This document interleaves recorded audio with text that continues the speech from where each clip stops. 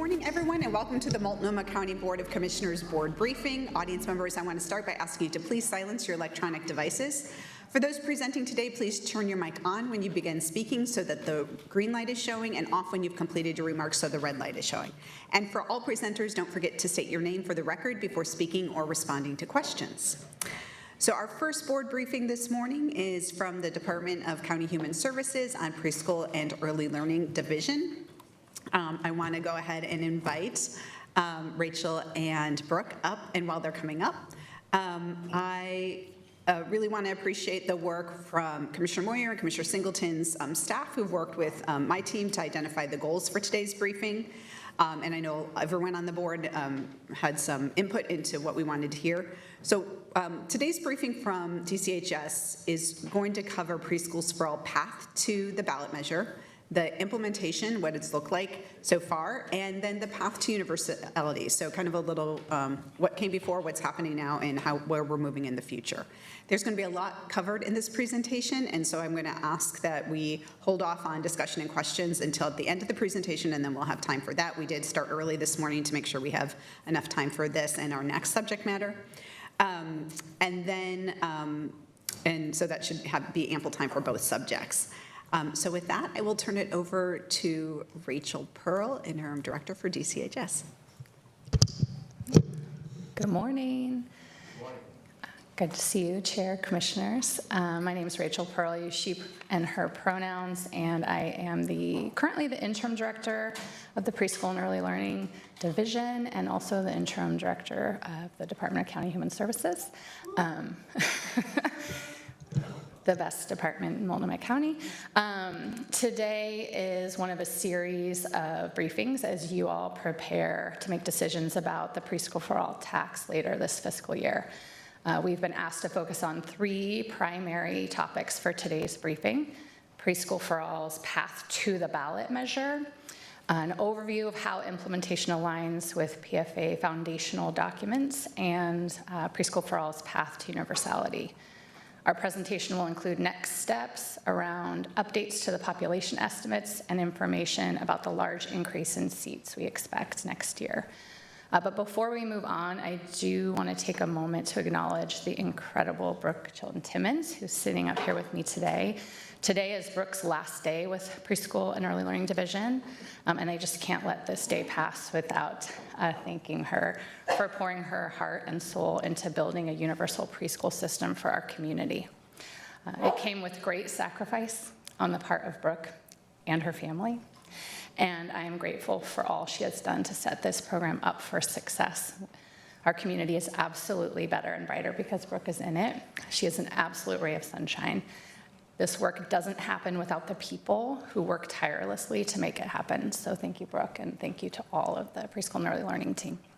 Next slide, please. So starting a brand new program takes a lot of time and careful planning. The Preschool and Early Learning Division utilizes an implementation science framework developed by the National Implementation Research Network. This framework outlines how new programs go through different stages as they grow to their full scale. And these stages are exploration, installation, initial implementation, and full implementation. Each of these stages is a necessary and natural part of building a strong and sustainable program. Progress isn't linear. Movement between stages is guided by continuous learning, data-informed decisions, and a commitment to improvement, as well as conversations with all of you. Today, we're going to spend time talking about two stages: exploration, when Preschool for All was developed, and initial implementation, the stage that Preschool for All is currently in. And I'm going to turn it over to Brooke to walk you through the formation of Preschool for All. Next slide, please. Good morning, Chair and Commissioners. For the record, my name is Brooke Chilton-Timmons, and I use she, her pronouns. I'm a Strategy and Communications Manager in the Preschool and Early Learning Division. Preschool for All grew out of work that started over 12 years ago with families, culturally specific organizations, community members, and social service agencies coming together to develop and advocate for different opportunities for children and families in Multnomah County. The people involved in that work said we're not doing enough for our youngest community members, that we can do better. In 2018, leaders from this work approached then Commissioner Vega Peterson who agreed to establish and co-chair the Preschool for All Task Force. This group included 30 community leaders from early education, culturally specific organizations, higher education, K-12 education, health, housing, philanthropy, and business. Supporting the task force were 4 work groups made up of technical experts in program and policy, infrastructure, workforce, and strategy, finance, and administration. Early Learning Multnoma's Parent Accountability Council, or PAC, played a central role in the task force process. The PAC is made up of 12 parents from 6 different cultural backgrounds, and they're supported by staff from culturally specific organizations. PAC's involvement ensured that early decisions about PFA were informed by the real experiences of families. The task force itself included 3 parent leaders, 2 of them from the PAC. The work of the task force started with a commitment to racial equity and the belief that families should choose the type of preschool that was right for their child.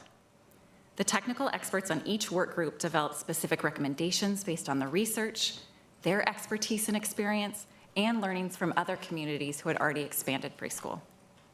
The task force and the Parent Accountability Council carefully reviewed every work group recommendation. They sent input to each work group, and then every recommendation was then refined and sent back to a vote by both the task force and the PAC. This iterative process happened for over 50 different recommendations. Those recommendations created the vision and framework for Preschool for All. It was 100 people making policy together. It was a truly unique and special process. Next slide, please. The Preschool for All Task Force met from September 2018 to June 2019. At the end of the process, a report was published with all of the recommendations that the task force and the Parent Accountability Council approved. The community work to plan PFA continued with 2 new groups in 2019, the Technical Advisory Committee and the Pre-Referral Steering Committee. The role of the Technical Advisory Committee was to take those task force recommendations and determine how to implement them with a focus on equity. This group was formed with members from those technical work groups from the task force process. The Pre-Referral Steering Committee advised on the development of the ballot measure and the funding mechanism for Preschool for All.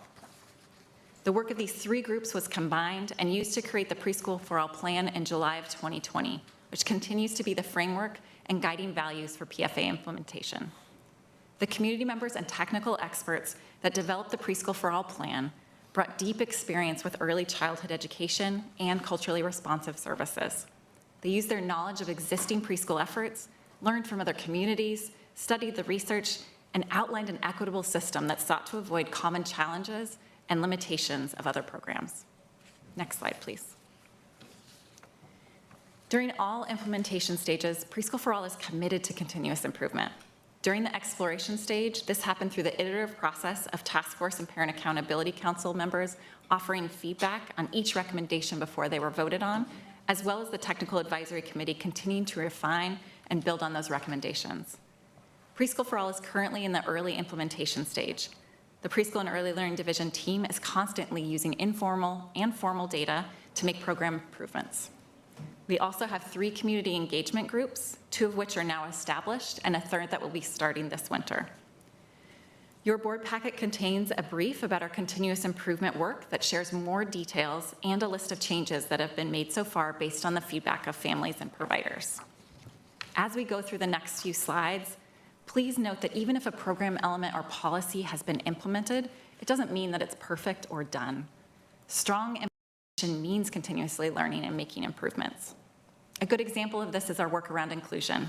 One of the task force recommendations was a ban on the suspension and expulsion of 3- and 4-year-olds.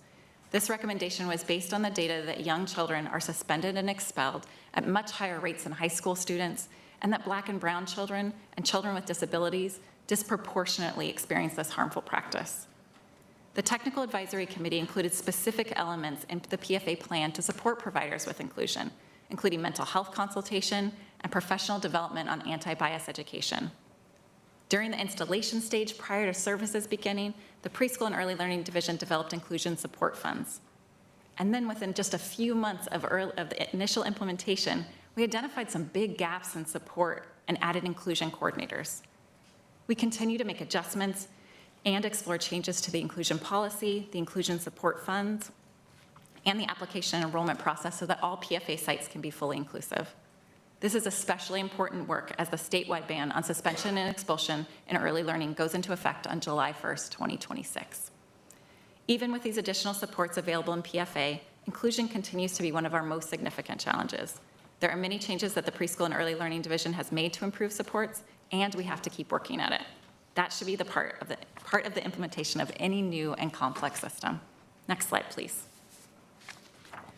There are 4 primary sections in the Preschool for All plan: accessible and equitable, scalable and supportive, smart and accountable, and responsibly and sustainably funded. We are going to quickly walk through the elements in each section and outline which elements have been implemented and which are still in progress or have been implemented differently.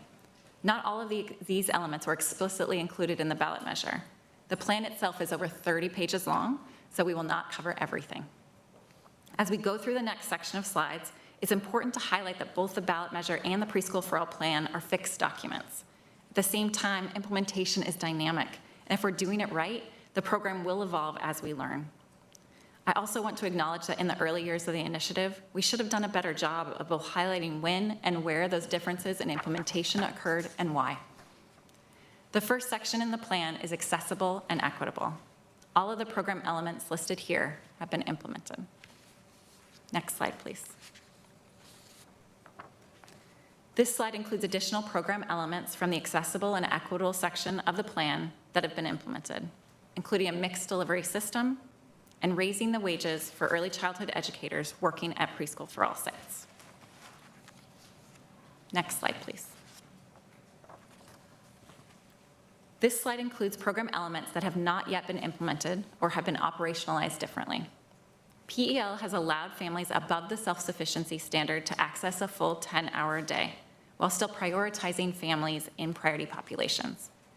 This decision was made to stay true to the values of accessible and equitable. It was also meant to be an early implementation decision that would be revisited as the program matured.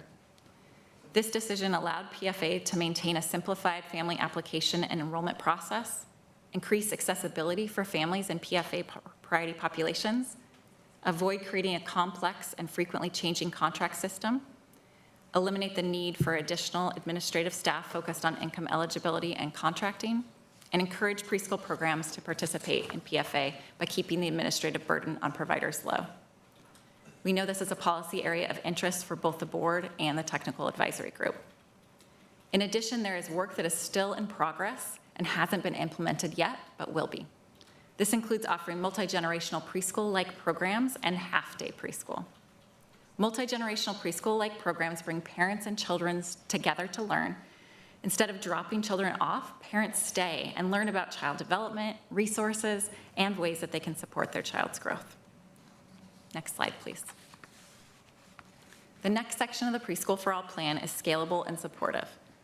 All of the program elements listed here have been implemented.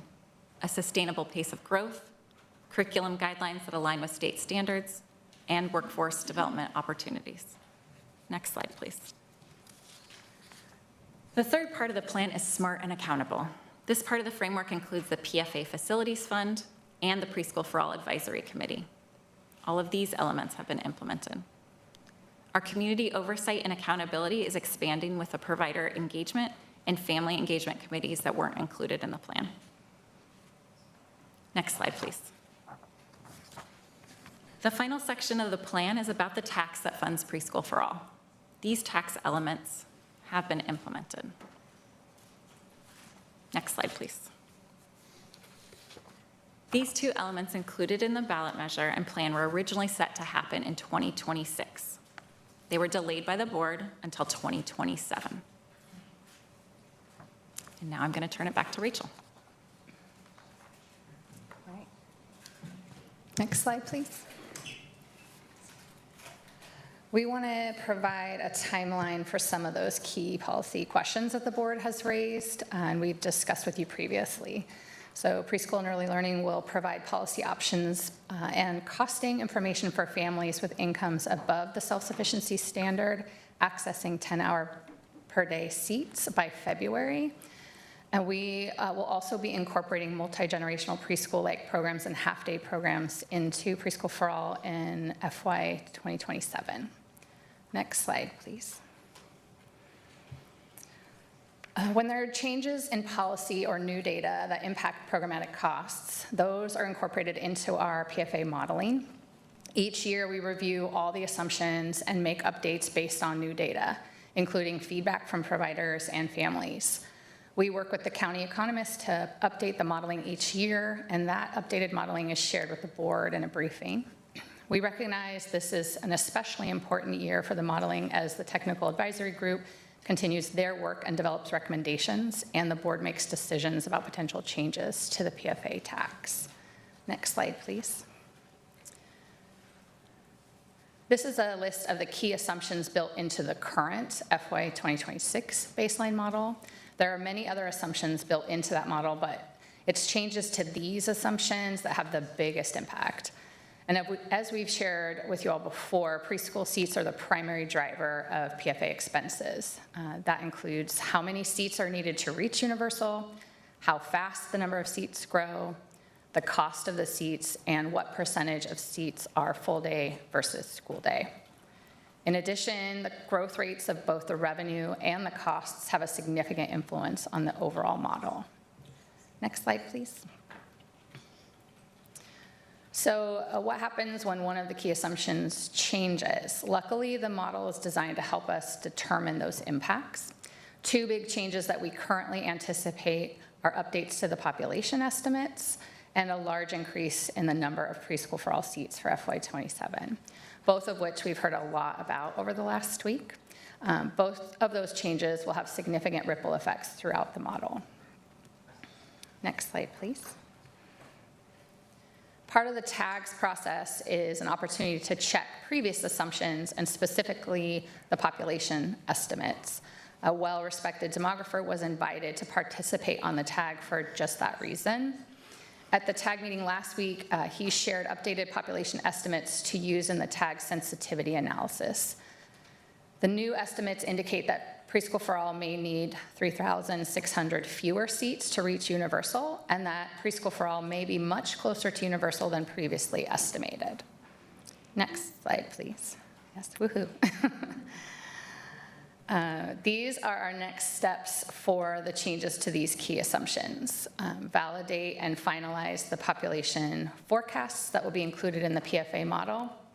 Continue to work with current and new preschool for all providers to finalize our FY 2027 seats and prepare for the spring family application, which we're very excited about, and use this information to update the preschool for all model for FY 2027. Next slide, please. We were also asked to cover the path to universal preschool in our presentation today. As we revisit this topic, we want to start with a reminder about the definition of universal preschool and the ultimate goal of preschool for all. That all interested families in Multnomah County have access to a free, developmentally appropriate, high-quality preschool seat by 2030. Growth of a new and large system doesn't happen on its own or overnight.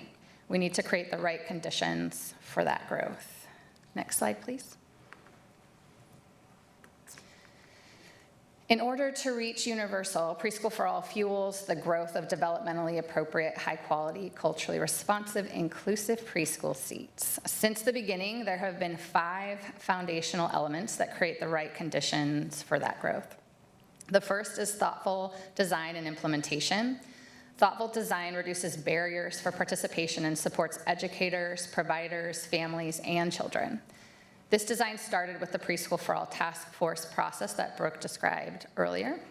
One example of how that design reduces barriers is that PFA teacher education requirements go up over time, giving current teachers time to access training and education to reach those requirements so that they can be successful.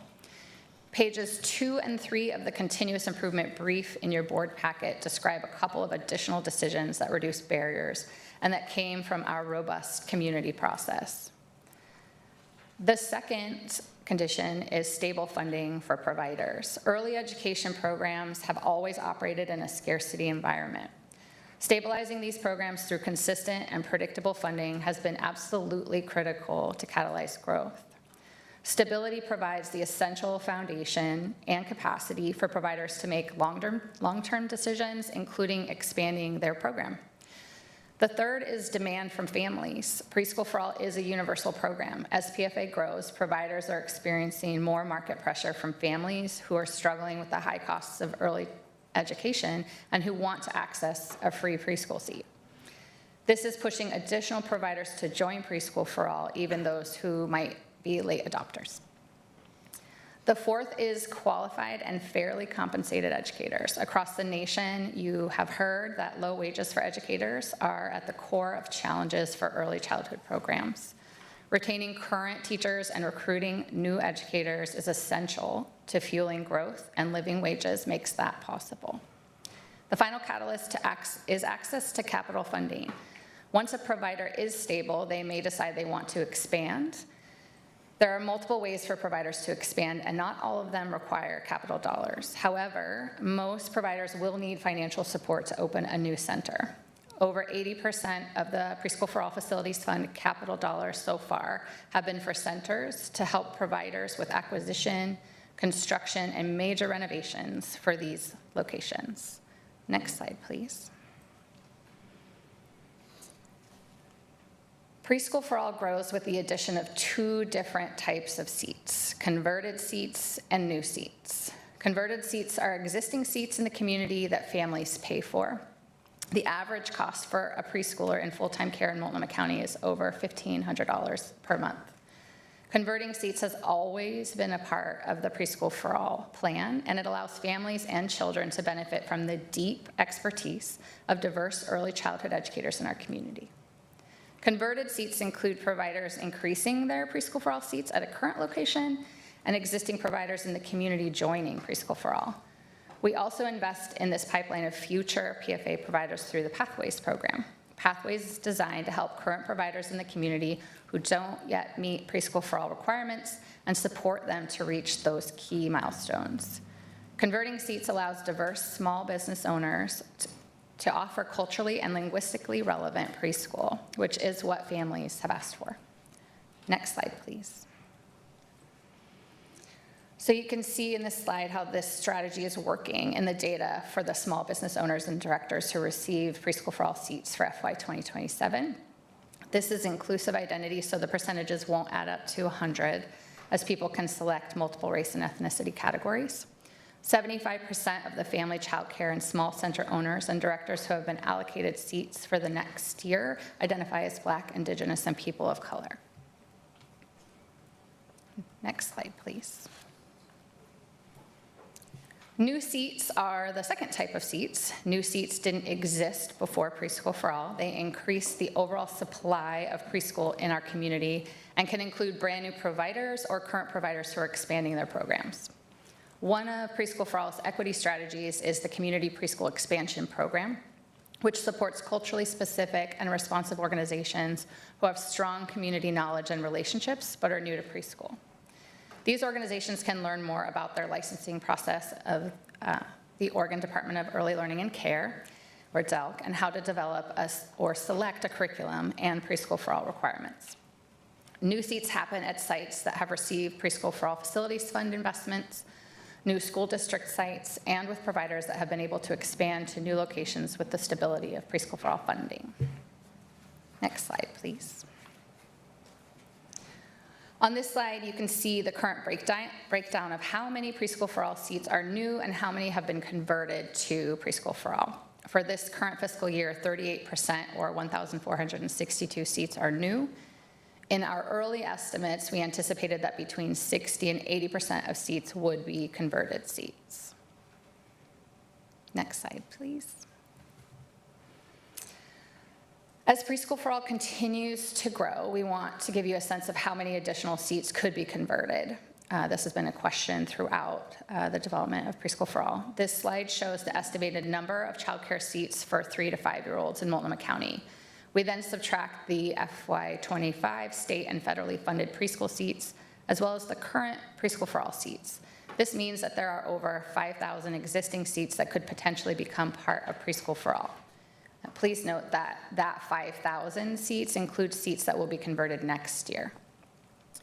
There are important things to remember with this number. The total number of 3 to 5-year-old childcare seats is a complex and fluid estimate. Some providers have serious health and safety violations that disqualify them from receiving Preschool for All seats. Not all providers meet Preschool for All requirements that are designed to support preschool quality. We offer the Pathways program, as we mentioned before, for providers who are interested in joining but need support to help their programs meet those requirements. Not all providers are interested in joining Preschool for All. They are not required to participate. Becoming part of a publicly funded program requires that providers change some of their practices, and such as welcoming all children who are matched with their site regardless of developmental delays or disabilities. And there will always be providers that continue to operate through payments from families. Converting seats has been a fundamental Preschool for All strategy as we build to universal. We thought highlighting this number was important because we've received questions about whether Preschool for All can reach universal and if there was a supply problem. This data illustrates that there are still a significant number of seats that could be converted to Preschool for All. Next slide, please. As universal preschool grows closer, it's important to highlight some potential barriers to continued growth in a thriving preschool system. This includes the ongoing trend of decreasing preschool seats funded by the state and federal government. If there are fewer Preschool Promise and Head Start seats, we will need additional Preschool for All seats to reach universal. These fluctuations can be difficult to predict, which has an impact on the projections for Preschool for All. With a spike in Preschool for All growth next year, there's a possibility of gaps of family preferences and available seats. Our growth for fiscal year 2028 will likely be focused on filling those gaps with a focus on a particular program models, locations, and hours. We have had these conversations with many of you on the board regarding areas you want to ensure we focus on and what could be a final growth push. Two barriers that providers continue to face is around the rising cost of insurance as well as navigating the process to create new sites. These are areas that we feel your advocacy and support would be particularly valuable. We have continued to do work with providers to strengthen partnerships and make improvements to ensure inclusive preschool services at all sites. We know this is an area of interest for many of you on the board as well, and we have continued work to do in this focus area. We have continued work to do with providers. I'm sorry, I already said that. 93% of our providers last year reported that they were able to hire the staff that they needed, which is incredible. And we need to continue to invest in strategies that support providers to recruit and retain teachers as Preschool for All grows. And finally, negative public perception and political pressure on the program is a real threat. We continue to hear fear from providers about the stability of Preschool for All. And I will pass it back to Brooke for the next slide. We've walked through information about our path to universal and what fuels that growth. Seat growth happens through both new seats and converted seats.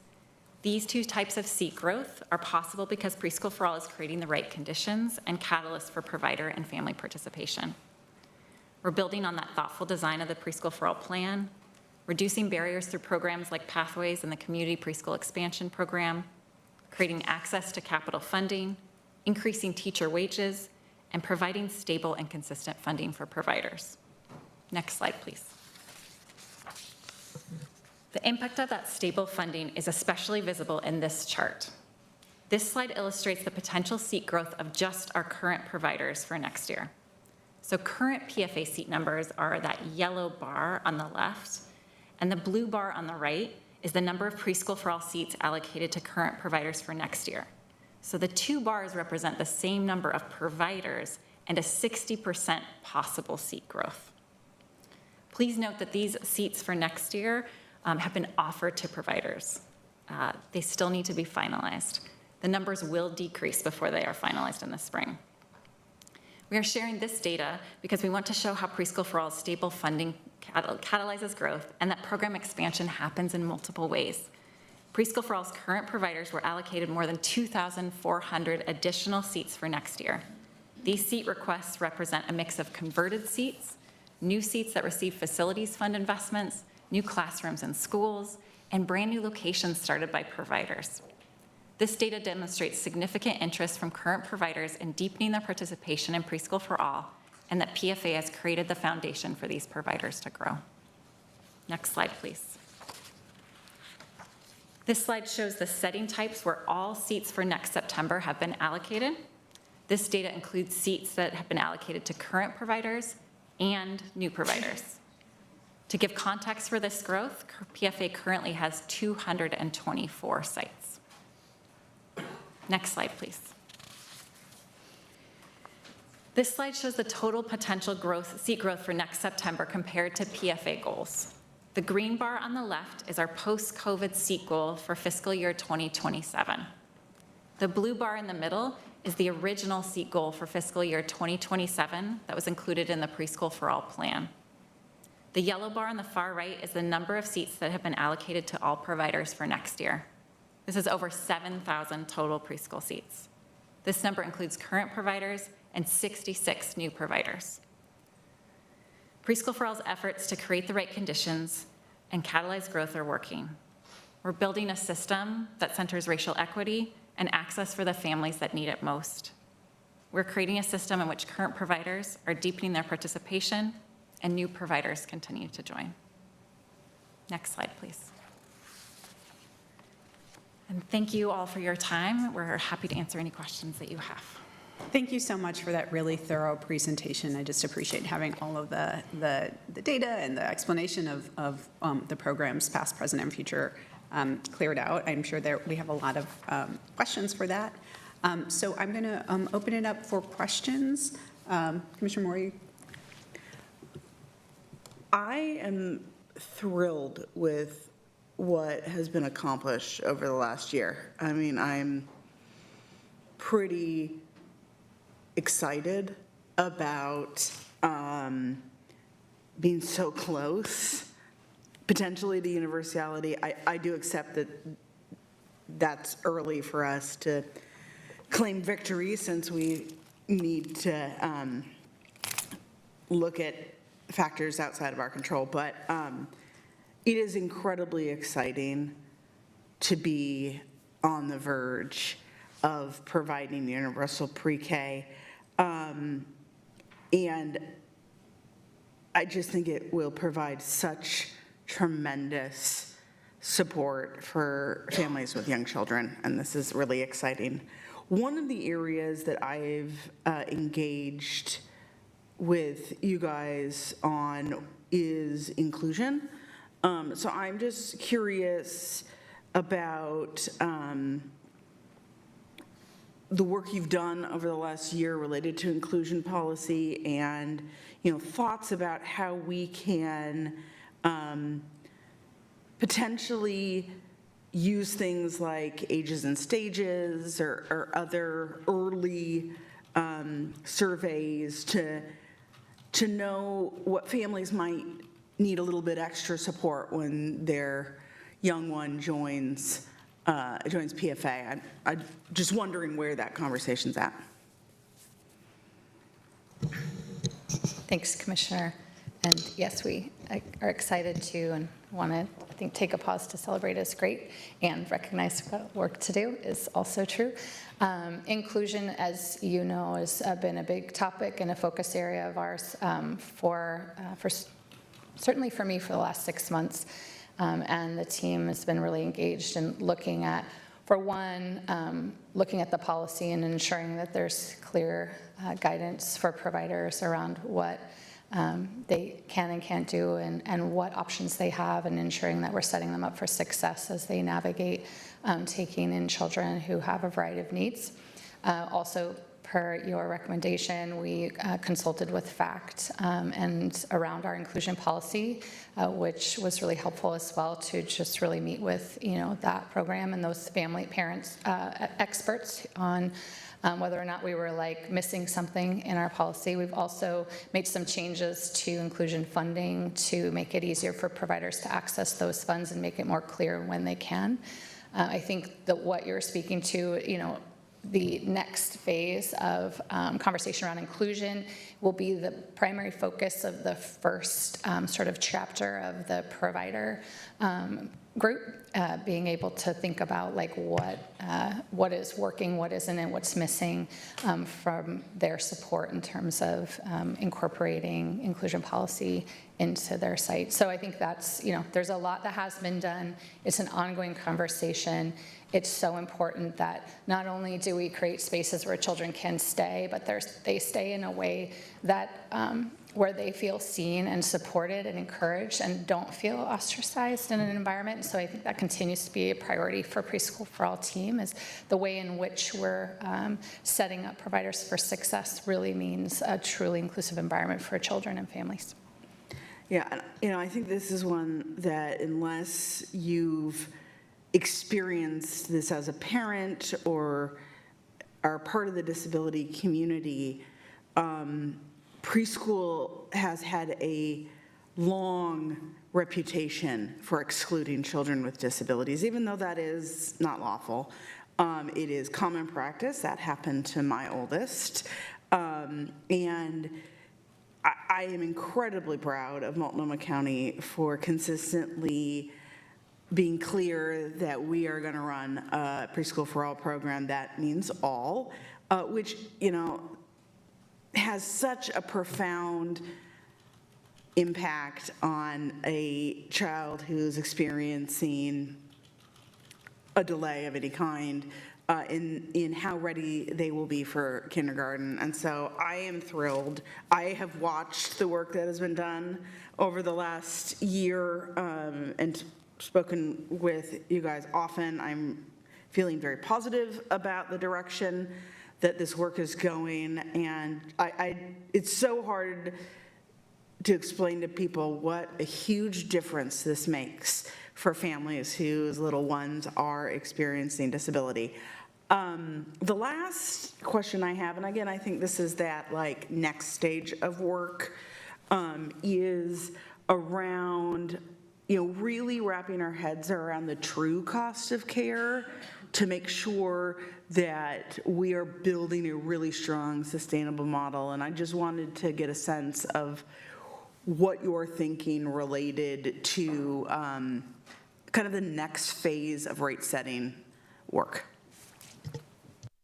Yeah, thanks, Commissioner. And we've had some conversations around this, and I've talked to several of you about rates, and we have made some steps in the direction of exploring commissioning a rate study to ensure that like the way in which we're setting rates makes sense for providers. So we've had some initial conversations, and we're in the process of figuring out what that will look like, and we'll certainly keep you updated as we make progress in that direction. But it's important to us as well. We want to ensure that our rates are fair and sustainable for providers who are involved in Preschool for All. And I think just my last question/comment is, I've been thinking about Preschool for All in the framework of economic development, because I think sometimes it gets lost. People put it in the education, sometimes the child care realm, which are both true and valid, but I don't know if people realize what a big business and job development. I am not aware of any program that has done more for women and minorities in Multnomah County for both creation of jobs and creation of small businesses. How many PFA providers do we have right now, or will have in 2027 fiscal year? We've allocated seats to 192 preschool providers for fiscal year 2027. And I know you did the racial makeup. What is the gender makeup, ballpark? We do have some male providers, but the vast majority are women. I think this is an important story to tell. I'm a big supporter of the trades. I always have been. I've worked in construction. But we are still in single digits when it comes to number of women in the trades. particularly at the journey level, and almost non-existent at the owner level.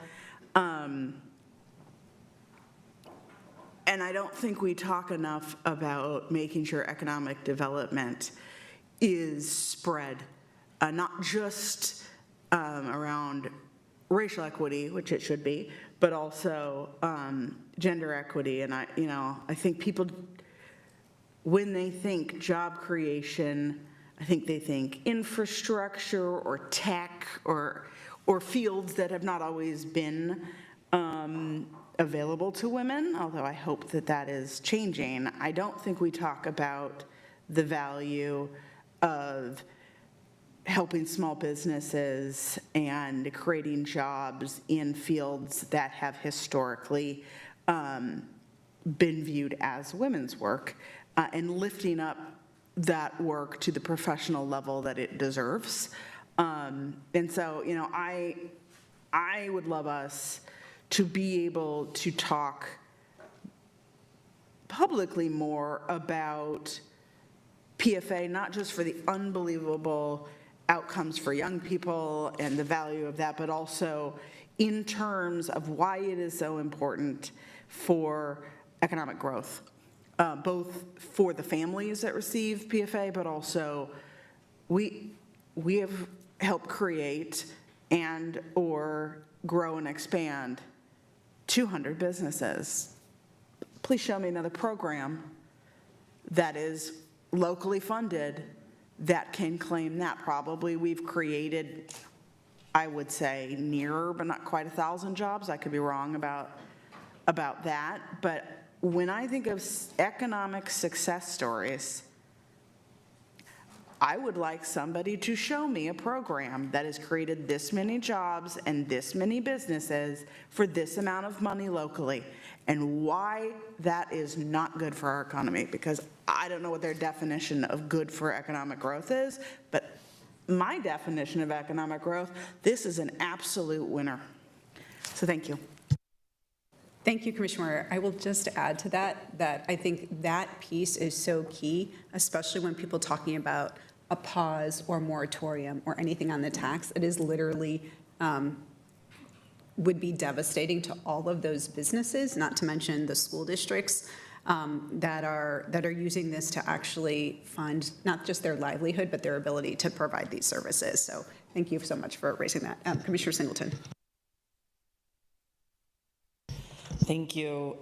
Thank you both for this ongoing work. Brooke, hopefully we'll still be allowed to bother you a little bit in your new job. I won't give Director Elkin too much of a hard time for poaching you from us. I just had a couple of questions, I think, and some of it's piggybacking off of what Commissioner Moyer just was talking about in some of her questions.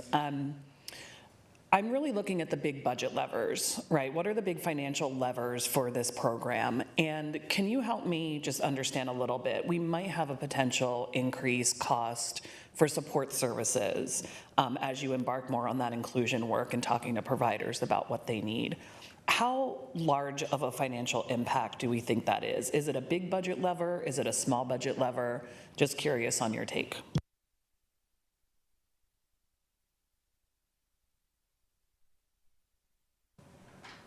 Thank you for the question. I think it could be either. I think it depends on the structure of what that request. We've heard lots of different ideas, and so we're exploring multiple things, and I think this is the perfect time for us to continue in these conversations, not me, but people to continue in these conversations with all of you about what's most important to you, what you're hearing from providers. So we're adding all of that together. The cost study, as we think about these different ways to support inclusion at sites. We're thinking about that at every level, from the application and enrollment stage to once a family's matched with a provider to once a child's enrolled. So we really are trying to be thoughtful about that whole educational journey and the journey of a family when they're ready to apply for preschool.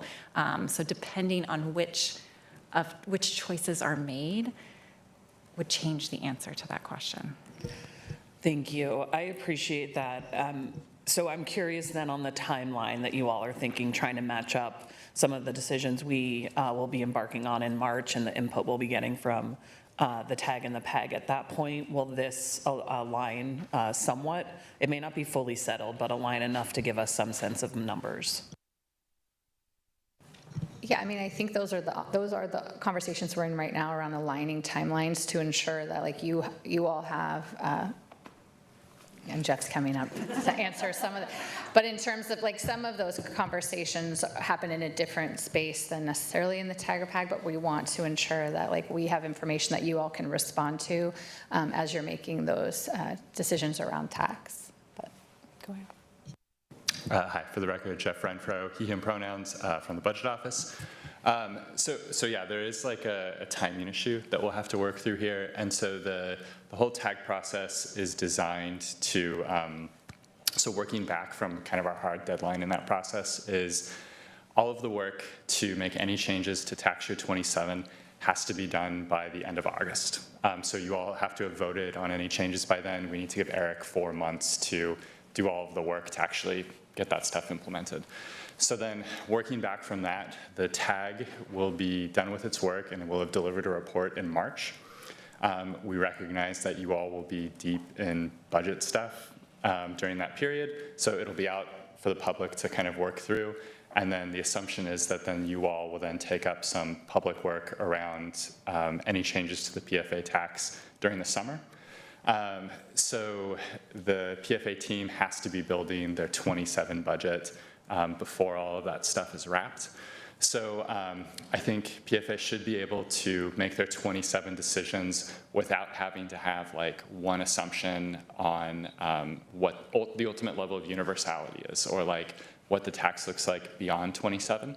I do think we'll just have to talk about when we're doing our briefings for the 27 process, where we would normally have all that updated modeling. We will have that. That's going to be happening at the same time that the tag is doing all this updated modeling. So we'll just try to kind of over-communicate about where everything is. Thank you. I really appreciate that. And I think part of where I'm really driving here is I know there's more conversation that there's potential legislation in the short session. And I think it's really important that we're able to articulate what our timeline is, what the process might be, and frankly, get a little bit of space from the state to do the work that we know is critical in assessing this program and the tax. So that's why I'm asking so much about the timeline component. So thank you for digging into that a bit. On that same note, there's one piece that we know has a financial impact to the program, and it was the decision around 10-hour slots being free across the board. That was about, from the data that you shared, about 32% of families who are currently in the program then wouldn't be eligible for 10-hour slots if we had implemented exactly the language in the original ballot measure. Are there other changes that have been made in program implementation that have that financial impact?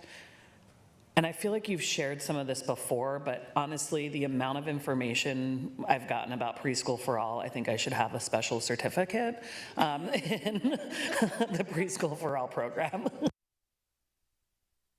We'll get you a certificate, but do you want to?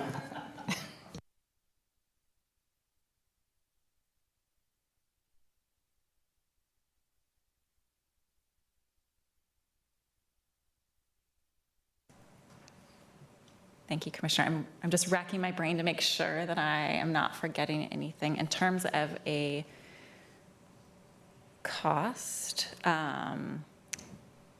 difference from what was written into the ballot measure, that is the piece I would pull out. The piece about multi-generational and half-day programs is the other piece that was included in the ballot measure and hasn't yet been implemented. Our focus was initially on really meeting the needs of families in our priority populations, and we heard from many of them that they do need those 10-hour days, those longer days. So that has been our initial push in these first few years of implementation. And the plan was to bring on those programs a little bit later once we had those other pieces established. So now we're at that place, and those two programs will be implemented. So there will be more choices for families. In terms of having a significant financial impact, I don't think they will. I think they'll be fairly small. They'll also be less expensive, of course, than a longer day. Thank you. I really appreciate that. One other question on 10-hour day. Is there currently an unmet need for families who want 10-hour days, but we don't have enough slots? I mean, so because the way that,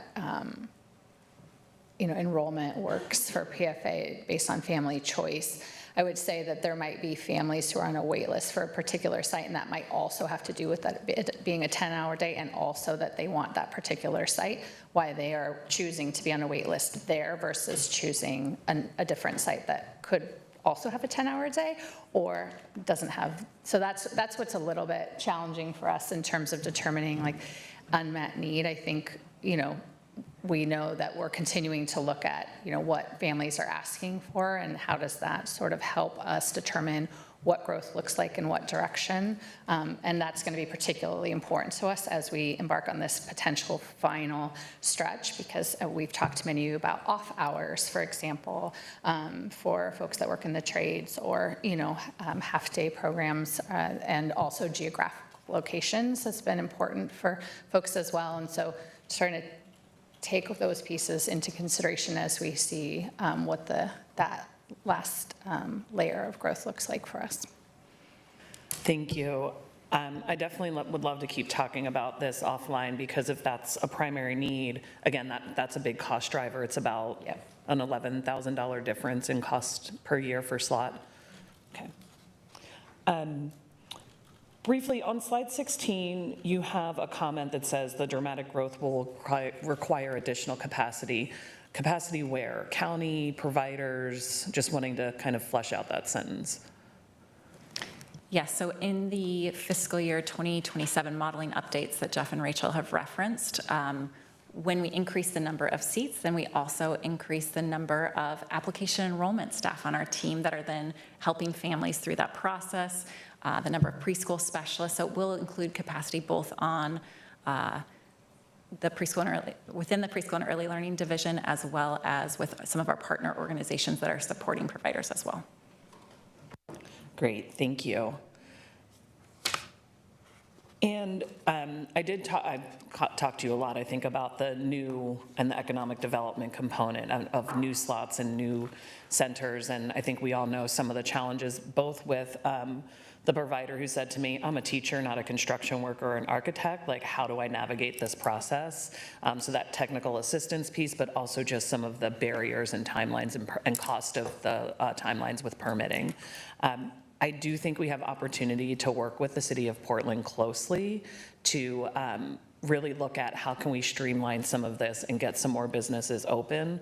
I know there's a different piece to talk about around facilities, which is not what the facilities fund and not what we necessarily are talking about today. But I do think that's a critical component that I think would be really helpful for us to figure out. There are some city councilors who are really interested in partnering on this and getting something moving. So again, let's talk more when we meet next and see if we can get that process going at the same time that all the rest of this assessment work is happening. Thank you all. I know this is a ton of work, and I just really appreciate all the work that's gone into it. Brooke, you will be missed in these conversations. Thank you for all of your hard work. Thank you, Commissioner. Commissioner Brehm-Edwards.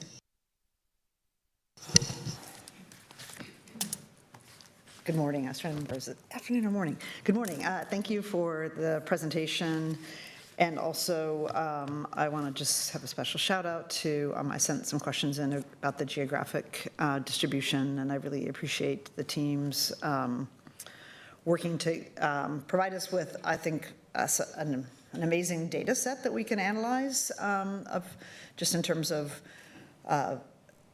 where the slots are, what types of programs are being offered, where we might have gaps. And I had a chance to run through it last night and again this morning, but I want to take a deeper dive, and so I'm looking forward to having that conversation with you all about the data. And really, one of the things that I'm going to be focused on is if we are getting closer to universality, it's really going to be important of like where the current slots are and the ones that are coming online, what types they are, and whether they're fitting what we know. It's to be the needs of the families in different districts. And I think we saw early on, just given the prioritization that happened, that different neighborhoods and districts either had more or less access to the universal preschool slots.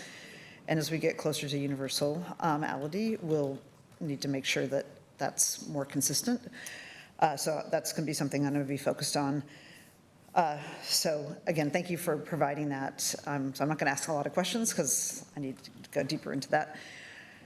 So I just want to, I have some questions related to the slides, but I guess before I want to dive into that, just say having served on the K-12 school district and board and also on the state's largest Head Start board, I know that high quality learning experiences is a very important factor for student kindergarten readiness and school success later on. The other lens I'm going to bring to this as a parent of three, at one point, 3 kids under 5. Sometimes just to Commissioner Moyer's point, sometimes I was paying to work to get benefits. And that was just because of the cost of childcare.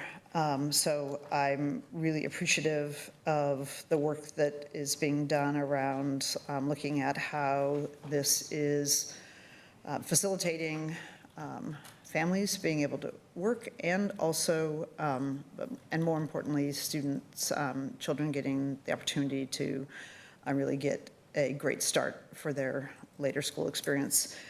I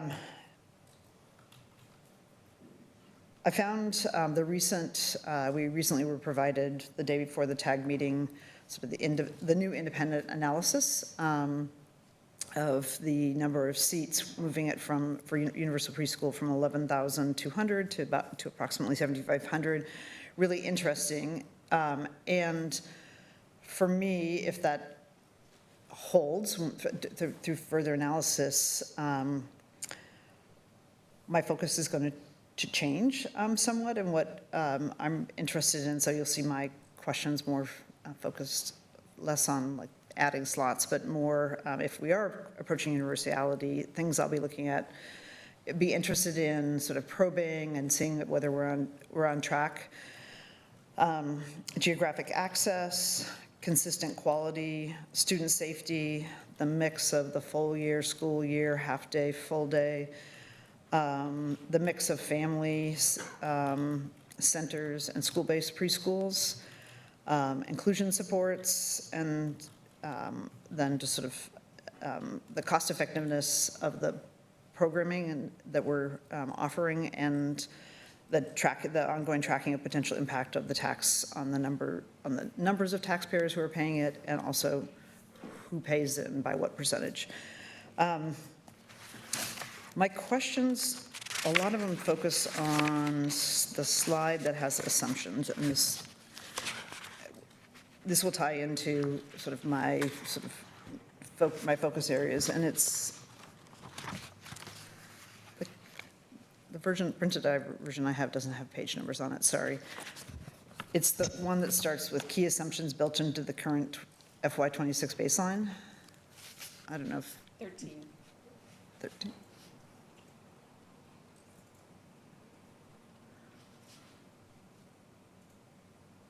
Oh, wait. No, wait, maybe that's not it. Sorry. 15, yeah. There we go. Thank you. So question I have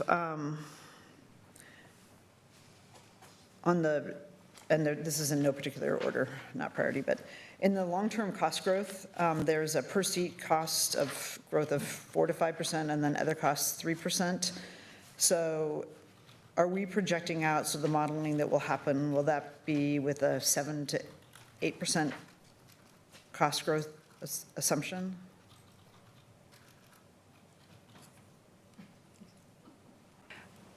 Thank you for the question. The clarification, the per seat cost growth is separate from the other. So it's basically this seat growth could be 4 to 5%, and then all the other costs are at 3%. So it's just a difference between the two. And what's the mix of the per seat costs, is that like 80% and the other costs are 3%? Or what? So it just depends on the year. So the amount assigned to the year is either 4 or 5%, and then all the other costs are assigned 3% per year. Okay, I'd love, just, I don't need it now, but just to get a sense of the proportionality of what those costs are. Are you asking, like, of the total budget, how much is the seat costs of the budget and how much are other costs of the budget?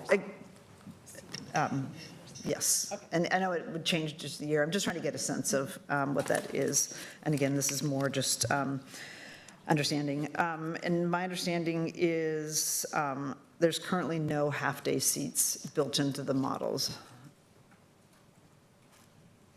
That is correct. So that is part of the update that will be included in FY 2027 modeling. So are there, because this was built into the, what was in the ballot measure, so for the FY '27 seats, are any of those half-day? The current seats that have been allocated are not half-day.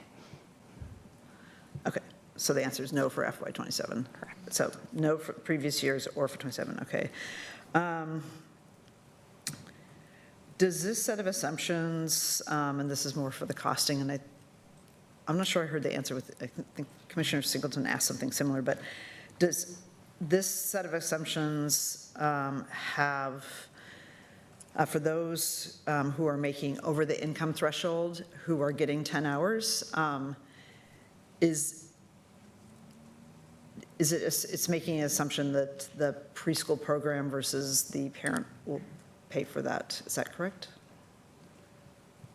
Correct. There are no current assumptions built in about families over self-sufficiency paying for the 10-hour day. And do we know for FY '26 and '27, the number of families who are getting the 10 hours who are over the income threshold that was in the ballot measure?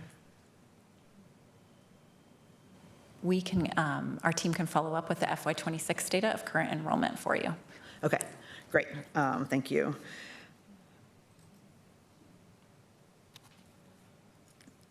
If we're close to, and again, this is like, the good news is if we're close to universality, that's what I think. So if we're close to it, does that mean that the potential amount of facility grants will decrease because we won't have this, big expansion of facilities or seats? Yes, Okay, so that would be based into the financial costing as well? correct. Okay. And then,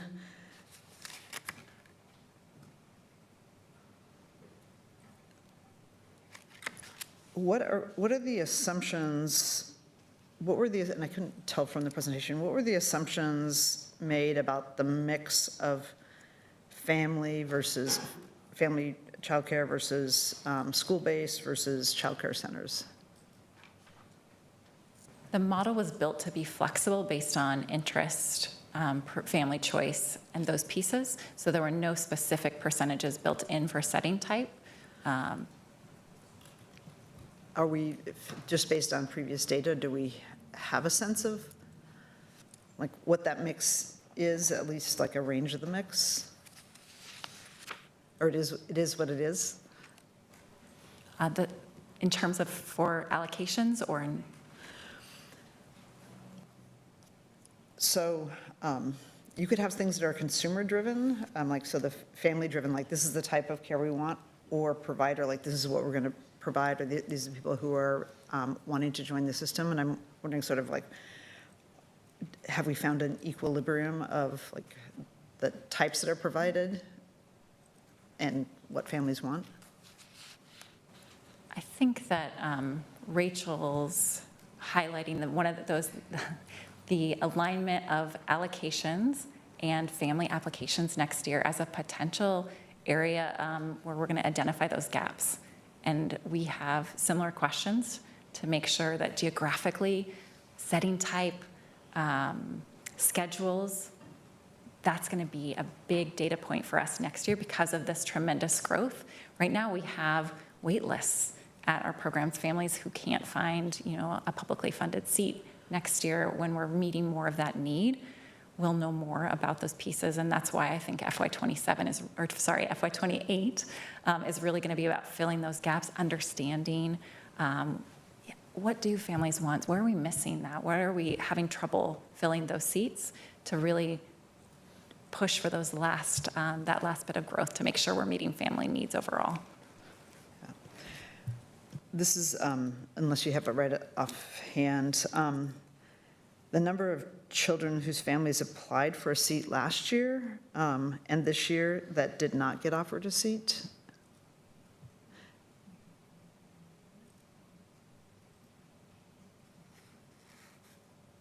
We can get that to you. I don't want to misquote it, but Okay. yes, we do have that. And again, it's because it's some of that is, it's family choice, right, in terms of where they've decided they want to put their name in, so they might be on a wait list for a site. So that's like my next question. So like how many people did we say, here's some choices, or somebody got like, there's no choices for you. So that number for this year and last year. And then, and this more goes to this other point of how many families were offered options that then chose not to participate. And and the follow-up question is, and again, I don't need this right now, but do we ask, if somebody doesn't choose one of them, do we ask why? We do. We ask families to complete a short survey after that. And then our team also, every 2 years, has done a decline study that we actually do interviews of families to learn more about why. And we use that information as one of those pieces of program improvement data to Great. share. And I'd love to see just some of the data.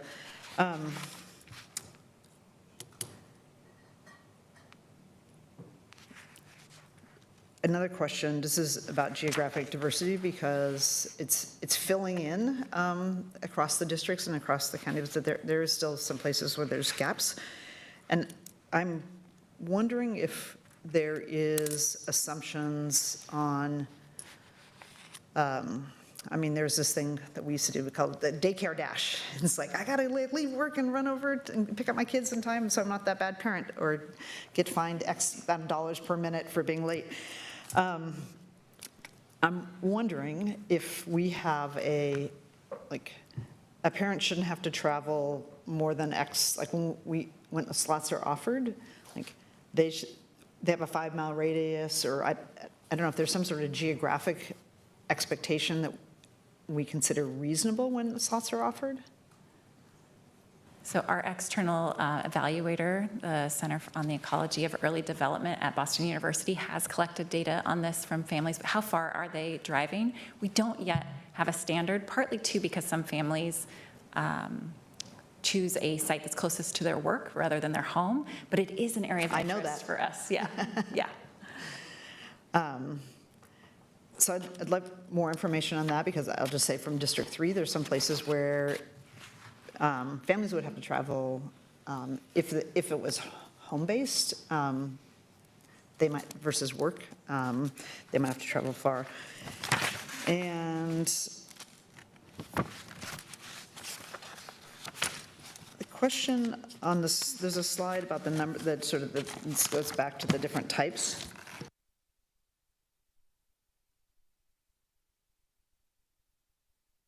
Goes back to quality, that I'm wondering if you, sort of quality and safety, if you could tell me what the,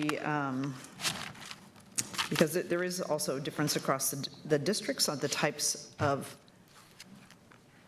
programs that are offered. Like in some districts or neighborhoods, there's more family providers. Other places, it's very center or school-based.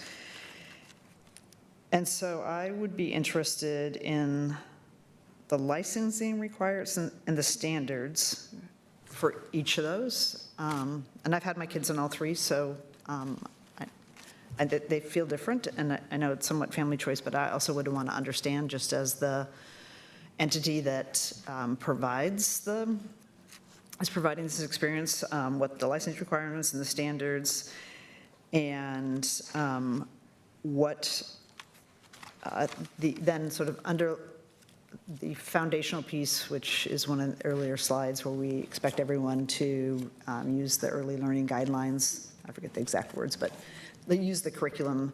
And I'd also like that, and just how we, I've asked this before, how we ensure that there's sort of an equitably quality experience across the types and the districts. And then my last, is less more of a request versus the question, and this is on the demographic data.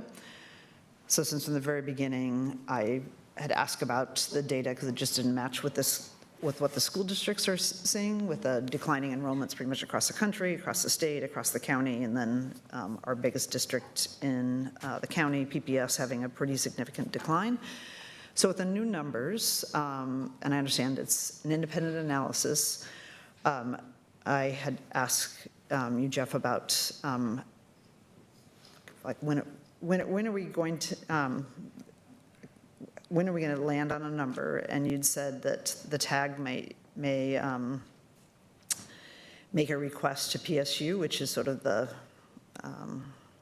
entity of record that does the forecasting for most of the school districts in the metro area. And you said the TAG might be requesting it. I'm not sure.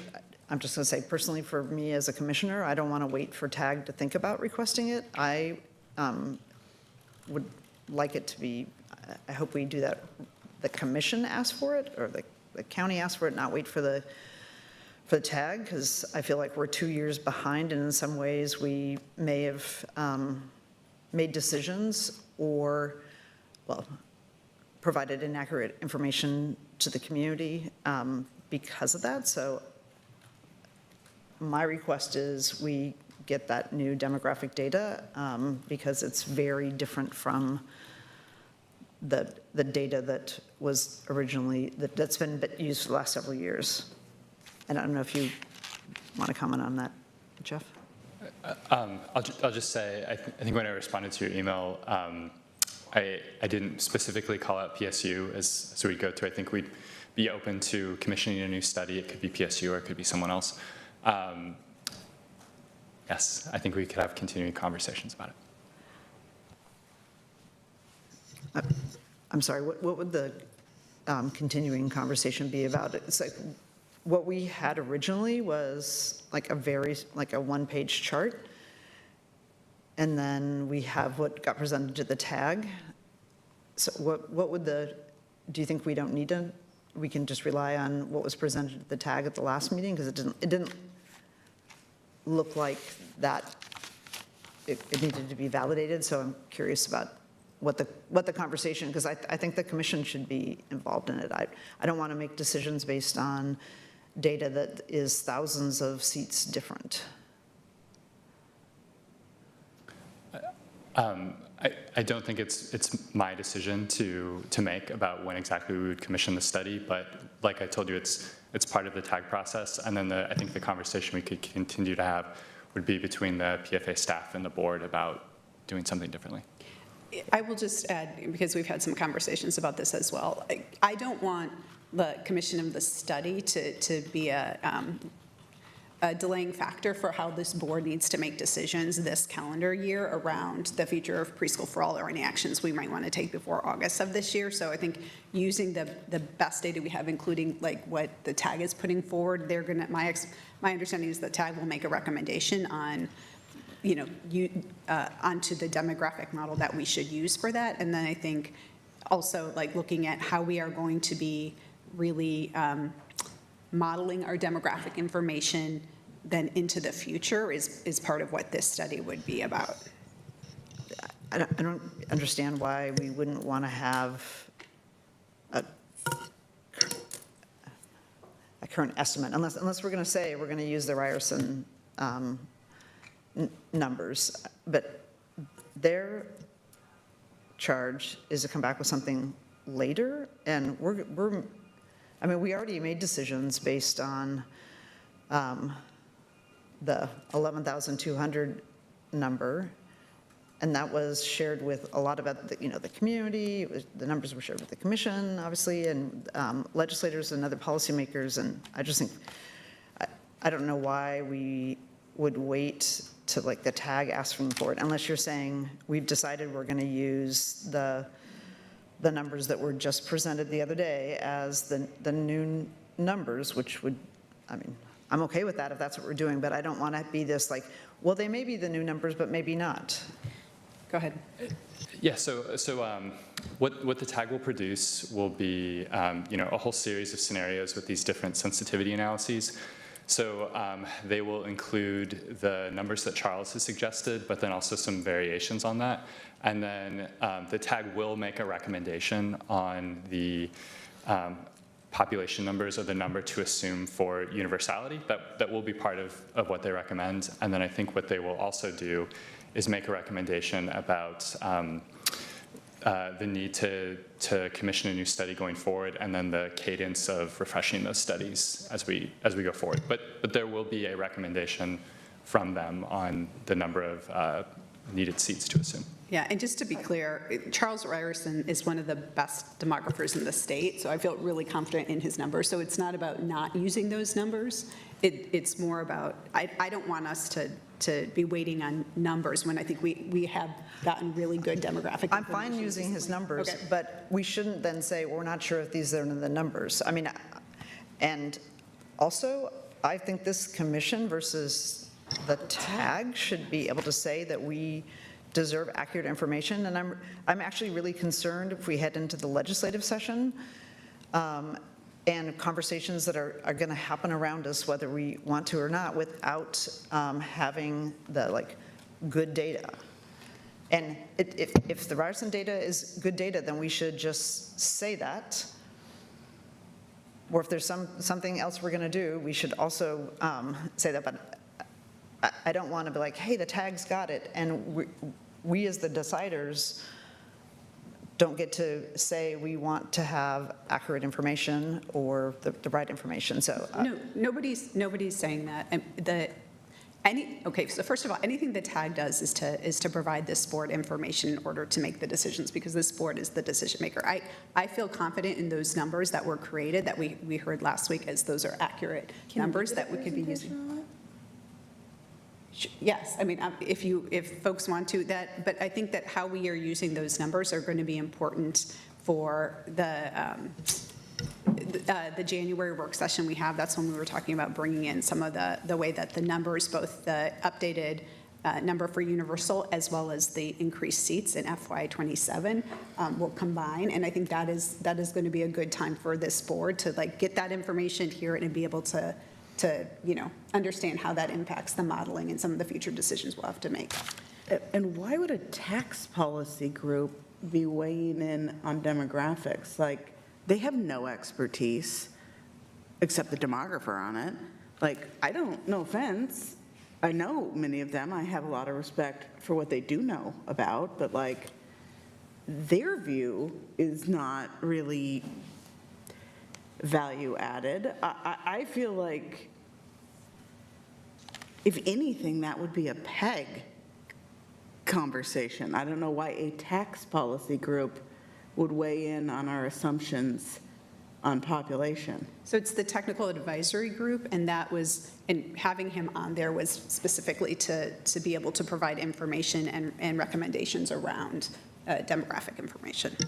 But I will just say, we've already twice made decisions around indexing based on costing that was based on a number that was 4,000, that appears now to be almost 4,000 slots higher than we're now saying it. So I think the responsible thing to do for the commission is to request this information. We all have the same, and if we're going to use the Ryerson, then I'd like to see actually the reported state based on, because we were just given some slides. So if that's what we're going to use, great. Let's see the data so that we can understand it and also be able to talk about it with both the community, but also other policymakers who are going to be asking questions about the program. I just think we can't wait another year from my perspective. I think So I heard a couple, let's get the presentation. I think let's just work to put it into our next work session, because this isn't just a PEL, this is also our consultant team who I see here. I see Stephen from the chair's office. So this is something, I think the point of these conversations is to bring back what we need in the next step and iteration of this discussion. And you all said there's some pieces that need to be done. I think just sharing what those are and how much validation, if any, is done would be helpful. And then we can just put this in to our conversation. But I do want to say that I don't think that it's fair to say we made decisions about indexing, at least since I've been on the board, based on data. We made the decision not to make a decision on indexing because we didn't have the data we needed to be able to make an informed decision. So I just want to correct that, because that's not why I didn't make a decision. Okay, I'll say twice I brought something forward with, and sometimes like not making a decision is a decision, but from my standpoint, twice I brought something forward, and I feel like the data that was provided, which I asked about at the time, the demographic data, was it what, like where it came from, how it got produced, was presented as like, this was accurate data. And so I guess I'll speak for myself. I feel like we had something before us that we weren't able to model something, and I just feel like we've got to get that landed so that conversations we're having, whether it's here at the dais or in the community, or just our decision-making around the programmatic elements, it's a pretty important part of the formula. And I think we should be making that decision, not a technical advisory group. Thank you. Okay, Commissioner Jones-Dixon. Great. Thank you, Chair, and thank you for the presentation. And just to confirm, Brooke, you are staying with the county, is that correct? Okay, great. I had a full-on, well, I will say this, I deeply appreciate just your contributions over the last year, learned so much, great energy. I had a whole list of things I was going to say as far as affirmations. So thank you again, and thank you, Chair, for just your stewardship over the last 12 years or what have you. This is encouraging, the presentation. I somewhat think that we should have probably started here 6 months ago as far as going through how did we get here and the purpose. And I know you briefed us on this, on most of this stuff over the last 6 months. So I'll just keep it simple. I've always said just access and outcomes. That's been the primary focus for me based off of the feedback that I've received from families. I appreciated the email that you sent yesterday with the graphs or the data as far as the seats and where they will be distributed throughout the region specifically, and also appreciated the data that you provided around the demographics. One thing that I would like to call out just more explicitly, just the difference between enrolled versus the seats that are available, just so we can look at ways to close those gaps and help ensure that families know that these seats are available. Like you've been doing that for our office, letting us know when a center or a new center is opening up in the district.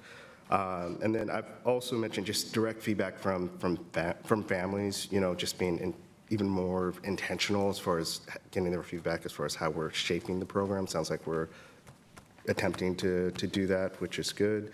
And also I'm excited to see just the whole multi-generational programming.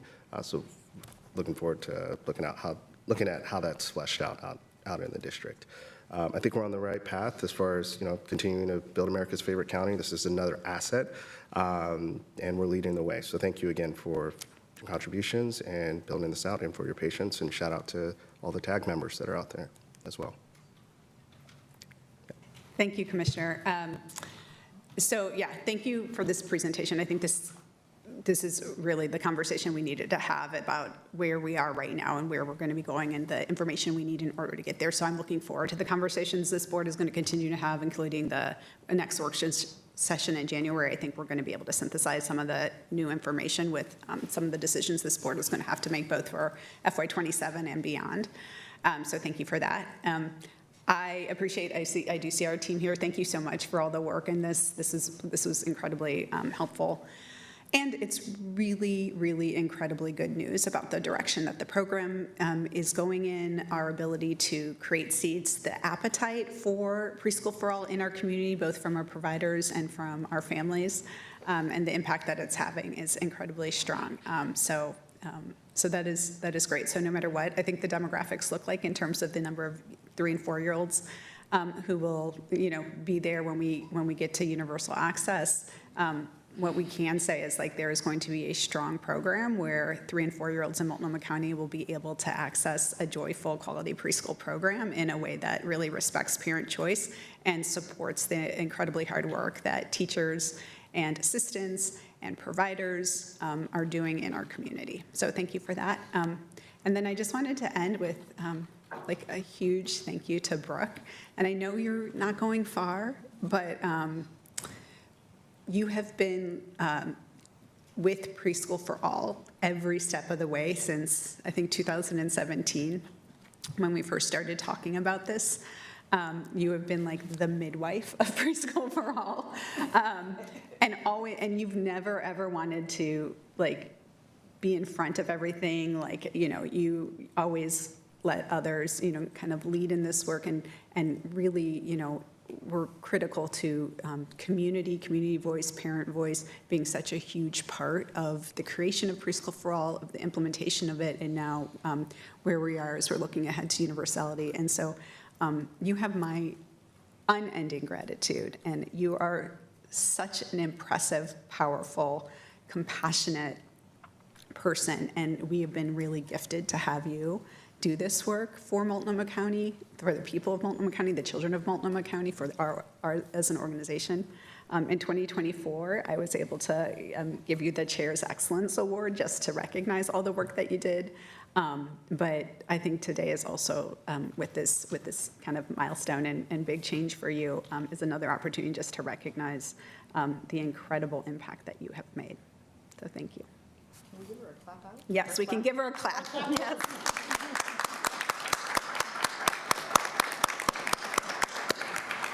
So thank you. So treat her really well, Christian. Thank you all very much.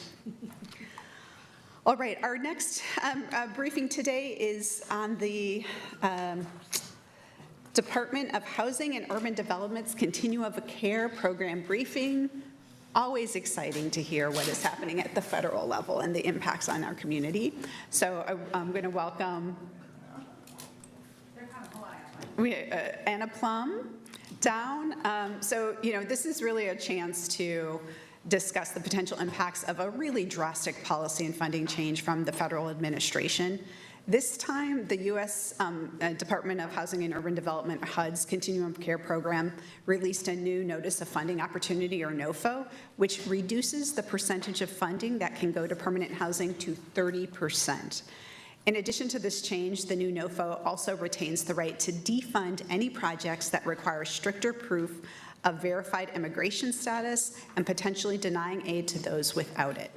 It also impacts programs and applications that support DEI and gender identification, as described as many federal funding and policies do. When we first scheduled this briefing, it was for our Homeless Services Department to present the board with the specific ramifications of these modifications and how to address them. Thankfully, since then, the NOFO has been pulled for review based on lawsuits by states. Oregon has joined this, and national groups have also sued based on hoping to produce similar outcomes to protect funding for existing programs. Nonetheless, we have major challenges that need to be addressed in order to prevent highly impacted, formerly homeless households from becoming homeless again. So to help really kind of ground us and set us where we are on this, I'm going to pass it over to Anna Plum and folks from HSD who have been really working hard with community on this. Good morning. Good morning, Chair and Commissioners. For the record, my name is Anna Plum, and I'm the Interim Director for the Multnomah County Homeless Services Department. As the Chair noted, we are here to give you a briefing on anticipated changes to the 2025 HUD Continuum of Care Notice of Funding. This is the primary way our community receives federal funding for homeless services. The intent of today is to give you a briefing on what we know now and how we are planning to react. As the Chair noted, the NOFO was withdrawn, and you'll hear more about this in the application. Today is just a discussion, a briefing and discussion. We will need to return to the board to vote on forwarding the application to the government. We tentatively have that scheduled for January 8th. However, and we will continue with that plan until we hear otherwise. So you may be seeing us back in early January. The intention of there would be to update you on how we landed on all the various different items that you'll hear about today. And then we will be asking you to vote for all of those kinds of grants. Those do have to be approved by you all to go to the federal government. So we will be back soon with more information. And there will be times where you may have a question that we just fully can't answer yet because there's a lot of unknowns, but we are going to do our best to update you with what we know today. So with that, I'm going to pass it to Erin Pideaux from the Homeless Services Department. Hi, good morning. My name is Erin Pideaux. I use she, her pronouns. I'm a program manager at the Homeless Services Department. I support our permanent supportive housing and coordinated access teams, which includes the team working on the Continuum of Care, NOFO. So we're here today to talk about new HUD policies that threaten to defund long-standing permanent housing programs and to displace about 800 households in our community during the 2026 calendar year. So impacts happening really soon if this moves forward. We're going to focus today on the local impacts of these federal changes, but it's important to note that the impacts are national. Communities across the entire country are navigating the same challenges that we are in relation to this. And as the chair noted, it's a dynamic situation. So HUD released the 2025 Continuum of Care NOFO on November 13th, and then withdrew it last Monday, just hours before a court hearing challenging the NOFO. The timeline for HUD to revise and reissue the NOFO is currently unknown, and the information we share, as Anna noted, may change. And today we're going to spend a little bit of time just doing some context setting and overview of the Continuum of Care program and the NOFO process. That's Notice of Funding Opportunity, NOFO process.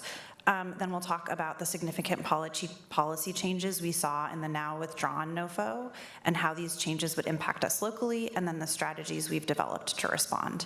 I also want to note at the top, we're in really close communication with Washington and Clackamas counties, which are also both continuums of care and impacted by this. Also with other continuums of care across Oregon and many COCs across the country through various COC-focused forums that we're a part of. And we're working really closely with Homebase, a nonprofit technical assistance provider, which supports continuums of care across the country. Our strategies are informed by what we're learning from others as well. I'm going to pass it over to Brittany to do some context setting for you.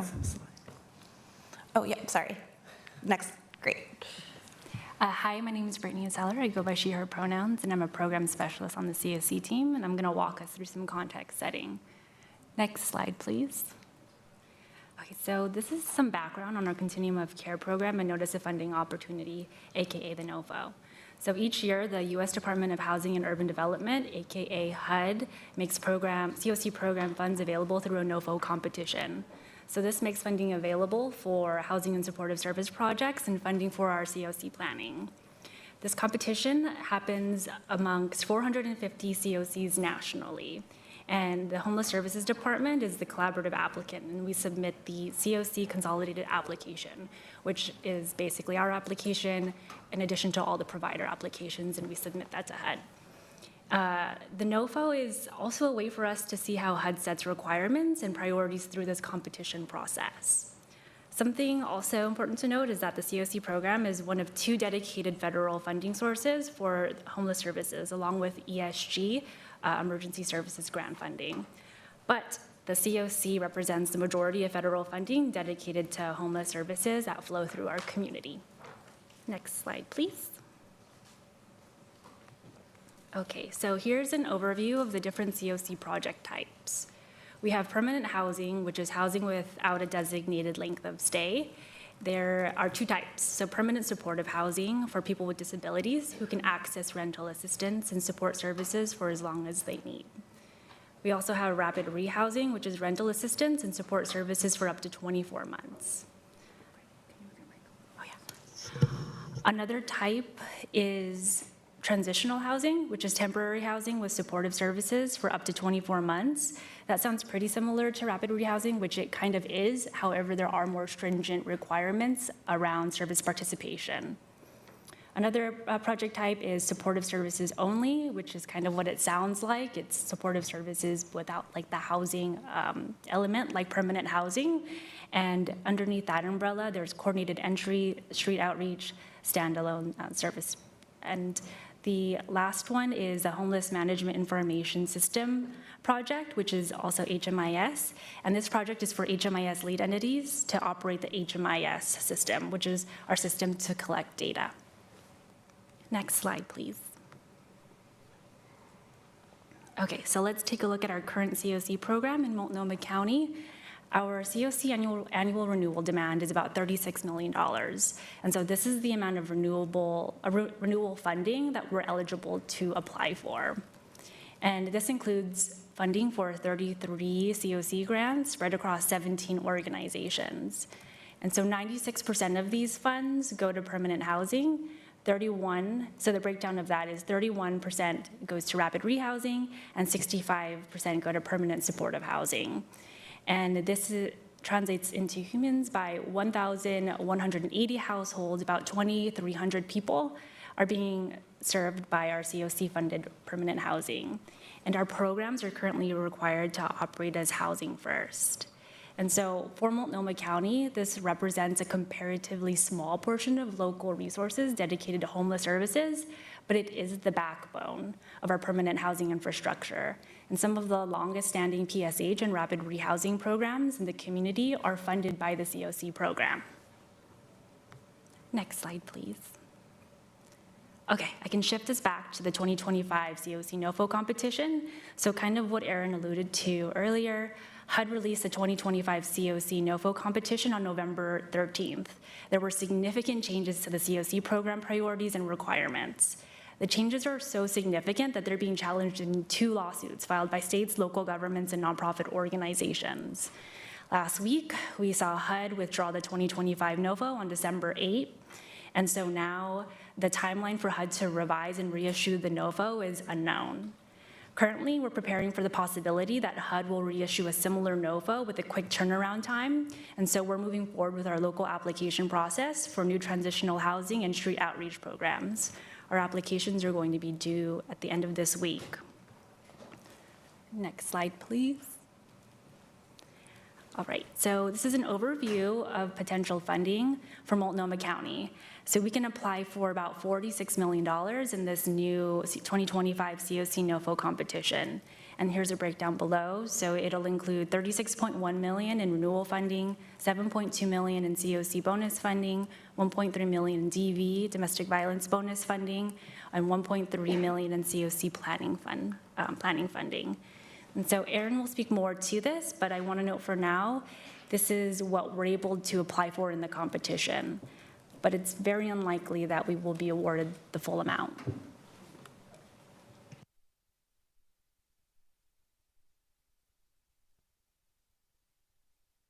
Next slide, please. Thank you. So now we'll walk through some of the key policy shifts that we saw in the NOFO. One, the competition is much more competitive. To be more explicit, the administration is using the flexibility afforded by the annual competitive process to significantly destabilize funding nationwide, with the likely outcome that they will move money away from communities with higher levels of homelessness and stronger focuses on permanent housing solutions towards communities with lower overall levels of homelessness and demonstrated willingness to address homelessness through law enforcement and forced treatment. This NOFO was designed to take what has been stable long-term funding away from communities like ours. Next, shift away from permanent housing. So as Brittany noted, currently about 96% of continuum of care funding funds a range of rapid rehousing and permanent supportive housing programming. In this new NOFO, HUD introduced a 30% cap on the amount of funding that could go to permanent housing.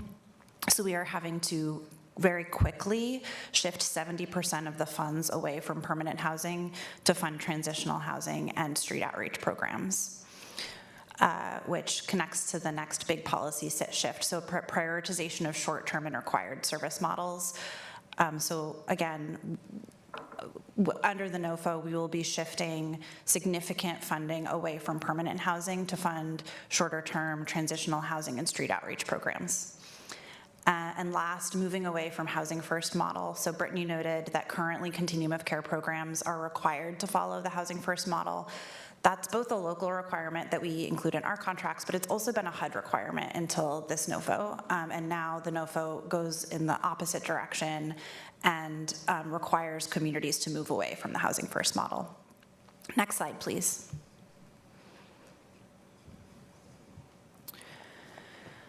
So the NOFO also represents significant alignment with Trump administration priorities. I wanted to just call out some of the key areas where we see this. So one, that this is language taken directly from the NOFO that was withdrawn.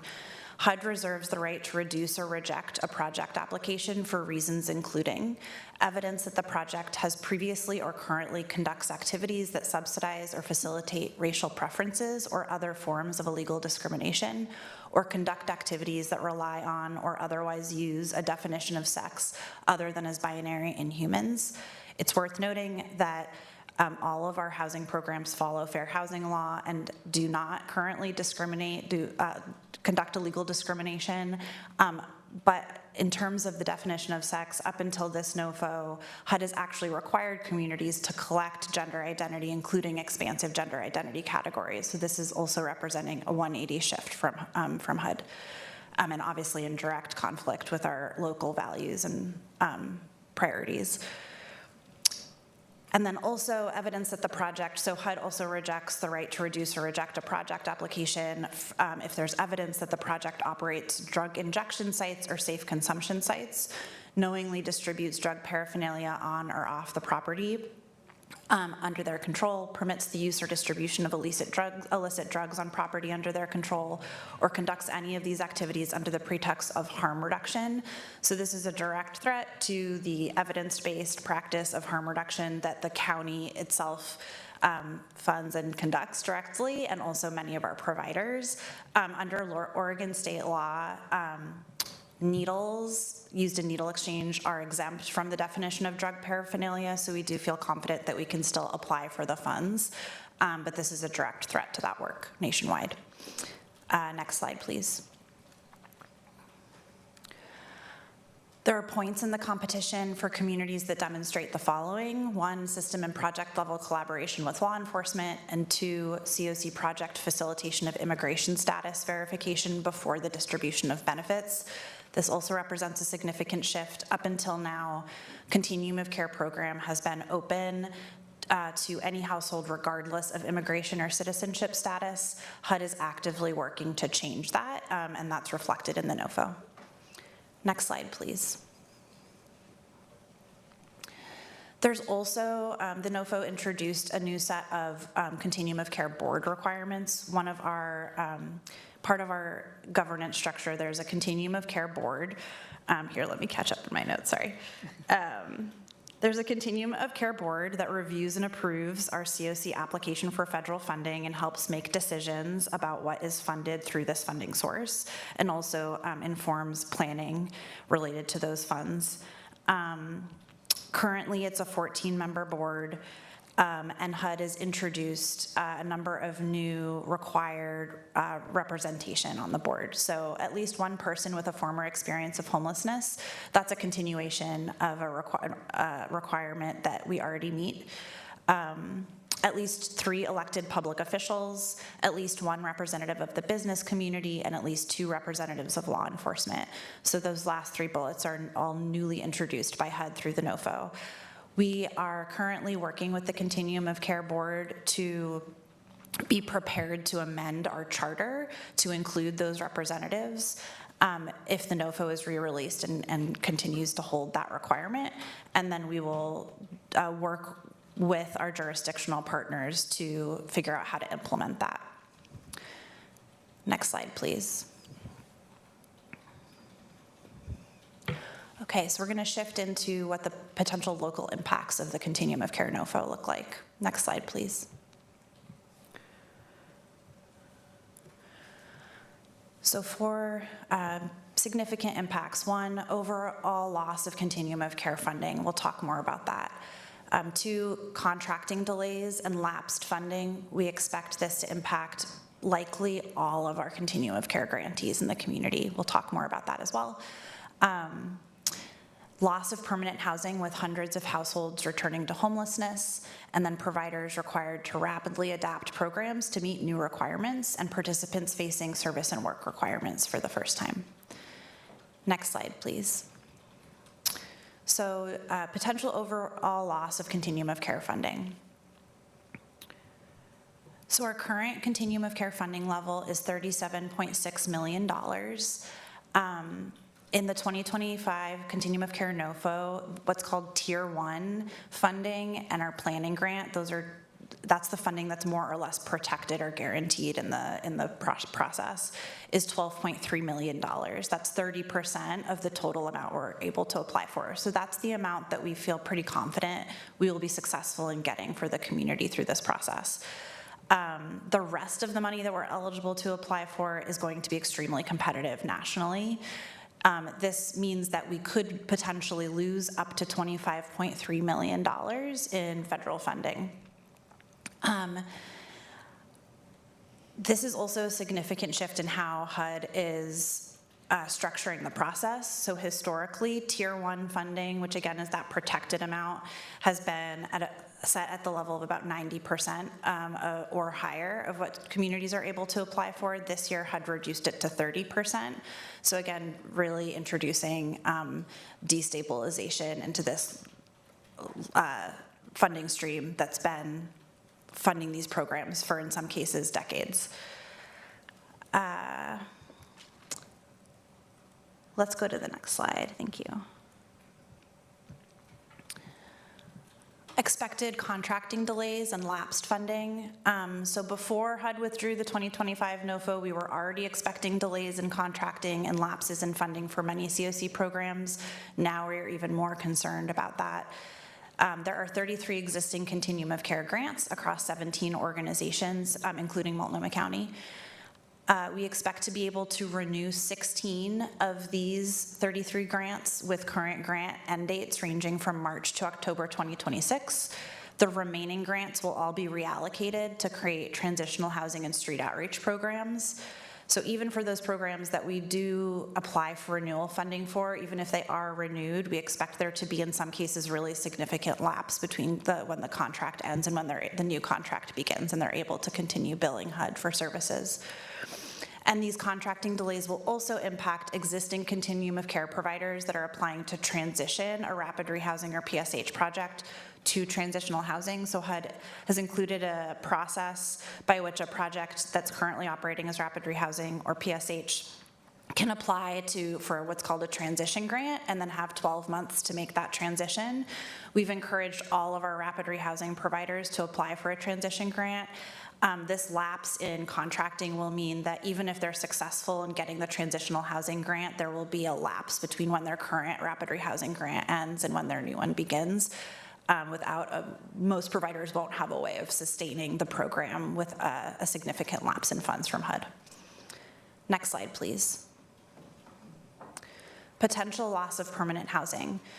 Again, the 2025 Continuum of Care NOFO placed a 30% cap on permanent housing. The local impacts of this would include, it reduces continuum of care funding in our community for permanent housing from $35.6 million to $10.8 million. It requires us to reallocate $24.8 million away from current permanent housing programs that are actively housing folks today to transitional housing and street outreach programs. One of our strategies, which we'll speak to a bit more in a moment, is to transition all rapid rehousing contracts to transitional housing. But this leaves even with that strategy, this leaves a $12.8 million reduction for permanent supportive housing that we don't currently have a solution for. Approximately 800 households could lose their housing starting in early 2026. Our first grant actually expires at the end of this month. We're actively talking to that provider about contingency planning for the households that program serves. That 800 number includes approximately 600 permanent supportive housing households. Those are households that were chronically homeless at entry into their program, have significant disabling conditions and really have demonstrated that they need permanent supportive housing in order to end their homelessness. We'll do everything possible to minimize impacts, but preventing returns to homelessness will require reprioritization of local resource. Next slide, please.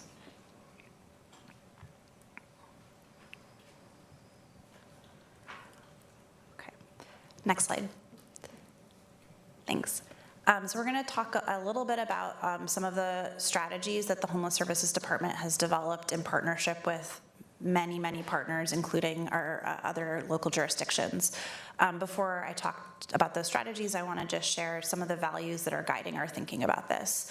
So one, reduce harm, minimize harm to participants and providers as much as possible. Keep people housed, prioritize maintaining housing access for people currently served by continuum of care programs, and minimize returns to homelessness as much as possible. Center racial equity, protect culturally specific programming and other programs that demonstrate success in serving BIPOC communities.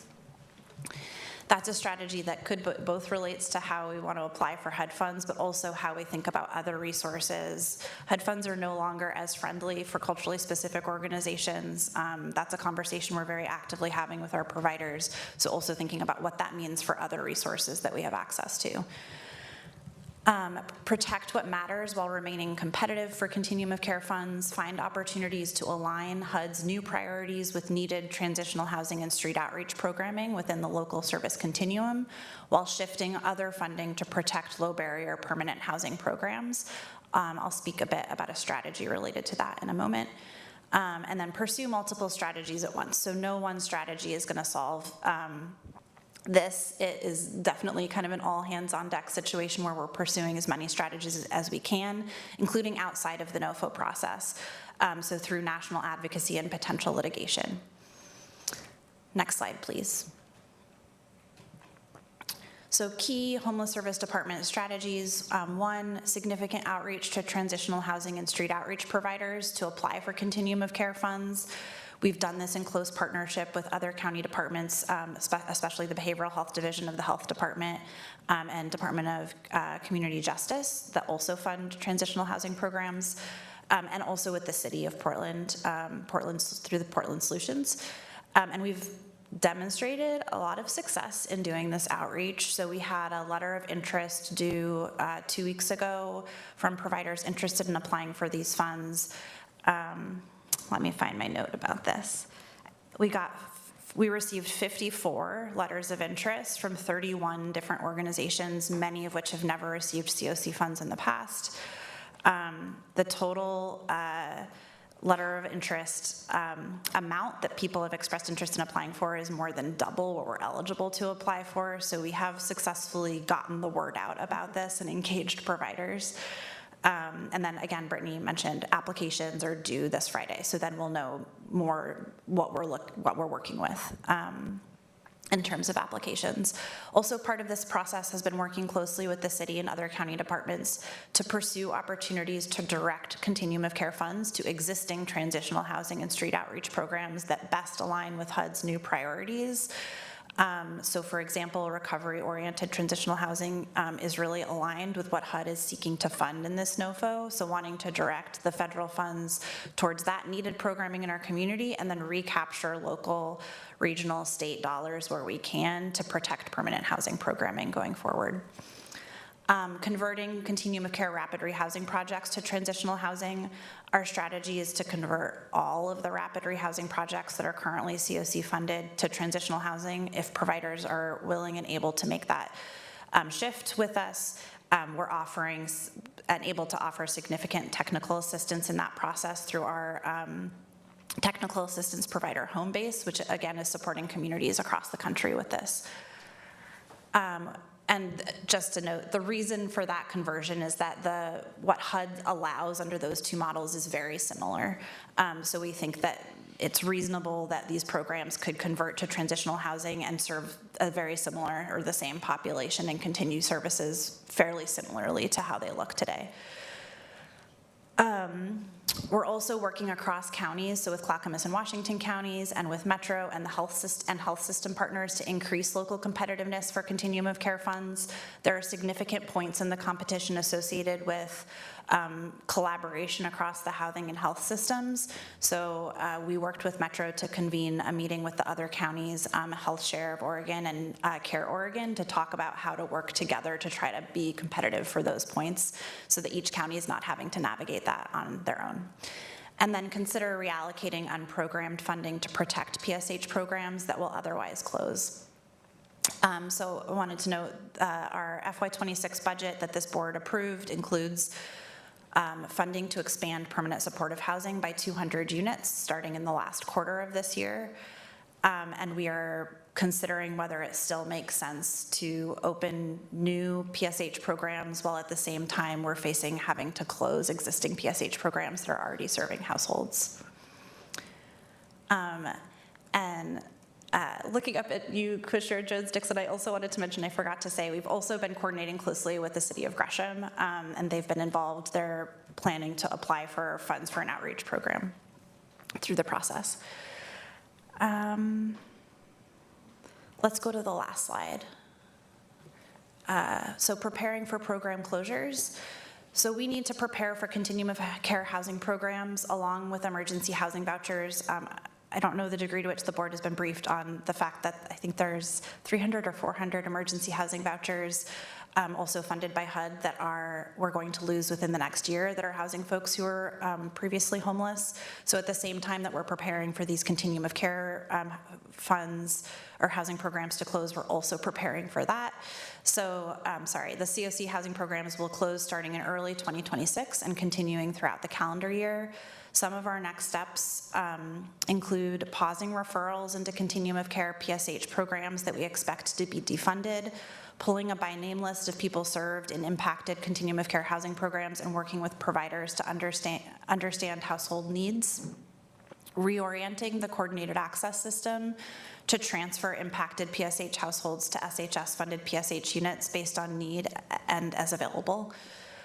Exploring the possibility of expanding the Move On program to support impacted PSH households who no longer need PSH services. There are households who have been in, for example, our Shelter Plus Care program, which is the largest continuum of care program. Some folks have been in that PSH program for decades and may no longer need an intensive level of support service, even if they need the rental subsidy. So wanting to kind of work with partners to understand household needs and then to the degree we can match them with appropriate programs. And then explore opportunities to leverage vacant affordable housing units for households who can afford rent. I know it has been in the news that there's a lot of vacancy in our affordable housing portfolio. Most of those units are probably not don't meet the needs of these households because they are extremely low income and those rents would still be unaffordable, but we are exploring opportunities if there are vacant affordable housing units that have low enough rents to try to connect households impacted to those units. And I think that that's our last slide.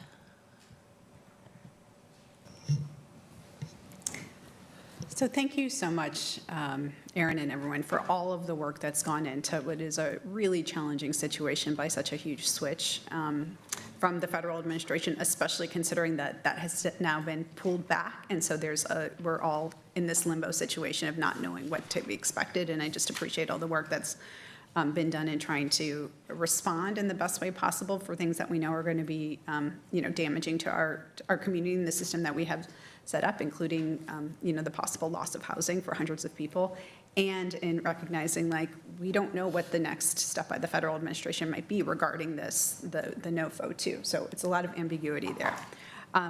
We'll go to the board for any questions and comments. We'll start with Commissioner Singleton. Well, a little bit of feelings. Thank you, Chair. Thank you all. This is not the way I know that you all want to be able to engage with providers in the community, but I appreciate the hard work and hard conversations. I've got a couple of things that just feel important to say, and then I've got just 2 questions for you all. This move away from evidence-based practices is both confounding and infuriating. I can accept that this regime has a different policy agenda. What I cannot accept is the bigotry that is laced throughout this NOFO. It's not new, it's just important to point it out and how gross it is. Let's not normalize this bigotry. In addition to this, I'm hearing reports of HUD site visits in our region where providers have been told to make sure there are no quote-unquote DEI items in their workplace. This includes things like business cards that have pronouns, pride flags, or any indications that people of color are valued. I say this to highlight that no matter how many hoops we jump through, they will always move the line. It started with attestations, now we're at symbols in the workplace, and next it will be the people themselves who this regime considers a problem and a reason to pull funds. My questions for you all is, you know I love a funding swap. How much money or opportunity do we have to do funding swaps around existing transitional housing that we could then save those local dollars to put backfill into PSH? We can't answer specifically yet. To Erin's point, we have letters of interest for a significant amount of programming, but some of that is new, not all of it is swap. We will know more once we get the applications on Friday and then when rating and ranking is complete. But we can follow up with what that looks like once we have that detail. Wonderful, thank you. The other piece may not be a you all, it may be for homeless response system, but I would really like for this board to have a one-pager that clearly shows all of the permanent housing that is being impacted by this federal regime. Between our mixed status families, our EHVs ending, this NOFO, it would be really helpful to have that all in one place. So if you all can do that as follow-up, that would be really appreciated. I'm pretty sure Erin could do it in her sleep, so we will get that put together for you. Right. Thank you. I just want to close by sharing that last Friday I convened a few providers, DOJ attorneys who have been on point for this, as well as some other federal legal issues, and one of our amazing county attorneys. The discussion was extremely helpful, and I think there's a few things that are happening that's helpful for this board to understand. One, the National Alliance to End Homelessness lawsuit will be heard. There's a hearing on Friday at 10 a.m. That's Eastern time in Rhode Island court. There's a YouTube page you can actually watch if you are interested in watching the hearing. I think that will be helpful for us to know just what that next step is. Additionally, to the work that this team is doing, they're also engaging with OHCS, who is convening continuums of care across the state. And there'll be a check-in after the hearing on Friday. I have asked them to convene weekly so that updates can come more in real time and to include providers. It's something we did during COVID. It's definitely possible for them to keep folks updated, but there's so much moving, it feels really critical for folks to have real-time info. And then I would say that we, as well as our providers, just need to continue to stay in touch. If there's any next steps, while we're not in a position to provide legal advice to our providers, they have a lot of legal questions that they are having conversations about. And I think that our county attorney and the department are really looking at how we can best support them. While we're the applicant and we have some different injunctions around the attestations that they require, it raises some questions for providers, and I know that you all are working through that, so I want to appreciate your work and our county attorney's work to make sure that providers aren't left to figure this out themselves when we know probably only 2, maybe 3 of them have in-house attorneys that they can actually afford, so appreciate us doing what we can there. I just will continue to be violently angry about this, and that has nothing to do with you all. You're doing really good work to manage it, so thank you. Thank you, Commissioner Singleton. Really appreciate your leadership in the convening and on this issue in general. Commissioner Berm-Edwards. Thank you, and I appreciate the work in a very uncertain environment, and the presentation just with the impacts and the values, our county values laid out and how the lens we're going to use in our approach is appreciated. A question I have is, and maybe you don't have the answer, but just this is more like how we're preparing for what path we're heading down. So if we have an abrupt cancellation or rescheduling of the NOFO, are we preparing as if it's just going to come back as it is? Or some sort of a series of variations, or like just how are we preparing for that? And in our preparation for it, I'm wondering also like how that intersects with just our budget planning, or is there going to be sort of budget modifications that are going to come forward, or is this really more a FY fiscal year 27 issue? Yeah, I can speak to the first part. So we are preparing as if and the NOFA will be re-released with few changes, because that's the hardest lift for us. So we want to be prepared if that happens to move quickly, because we don't expect HUD to give us very much time. So that's why we left our local application process open. We want to continue to solicit those transitional housing and street outreach programs so that we're ready to apply. And then if we need to pivot, I feel really fortunate that we're working with a technical assistance provider who's really helped us shift quickly and think about how to approach this in a way that's informed by what other communities across the country are doing. So we'll continue to work with them and do our best. Yeah. In terms of budget planning, as a reminder, last year about $6 million total of this budget was in the HSD budget, and the rest goes directly to our nonprofit providers. So what that means is our actual county budget may not be directly impacted in that way, but we are of course hearing from providers who are asking, well, if I lose this funding, can you help? And so that's going to be a real complicating factor. In our budget, we'll only budget for what we're guaranteed to get, that like tier 1 funding. But we do have and the other thing to keep in mind is we will not know what's funded until at least May, which is the same month that we give you all our budget presentation. So there is going to be some ongoing uncertainty, and we'll keep you all sort of in the loop as how we're thinking about that. One thing I want to note, one of the things we're considering, for example, is in FY 2026, this board adopted a budget that included adding 200 units of new PSH this fiscal year in the last quarter. We will be having conversations about if we are relatively certain we're at risk of losing hundreds of units, we are pausing on moving that forward in the case that we need to use those units to backfill folks who might otherwise lose their housing. That is something we'll keep you all, of course, in communication with, but that's the kind of thing we're considering as I think about our budget for next year. And that would be a mid-year, or would that be rolled into next? It would. The timing is complicated. Let me get back to you on that. Yeah. Okay. Yeah, I'm not going to hold you to it. I was just curious, like, are we going to have something? When would we do that? Yeah.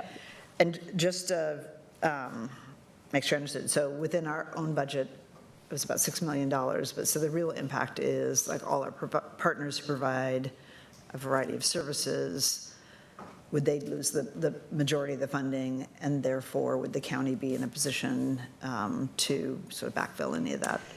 Or we are communicating to folks that we cannot guarantee any backfill funding at this moment, given the size of a reduction that we anticipate in our own budget. That's why we're really focusing on SWAP to the extent possible. The rating and ranking process that scores the applications is going to prioritize existing fundings that would otherwise lose that existing projects that would otherwise lose that funding. But we are being clear that we cannot guarantee that at this time. Thank you. I don't have any more questions. Thank you, Commissioner. Commissioner Jones-Dickson. Thank you, Chair, and thank you, Aaron and Brittany, for the presentation, and Director Plum as well. My questions were centered around just the budget, and then also flagging the City of Gresham's application. No additional questions. You've covered it as far as like timelines and expectations.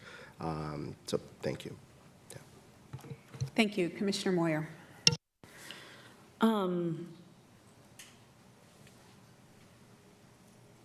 This is bad. Realistically, you may really not be able to answer this. In a best case scenario, playing the fund swap game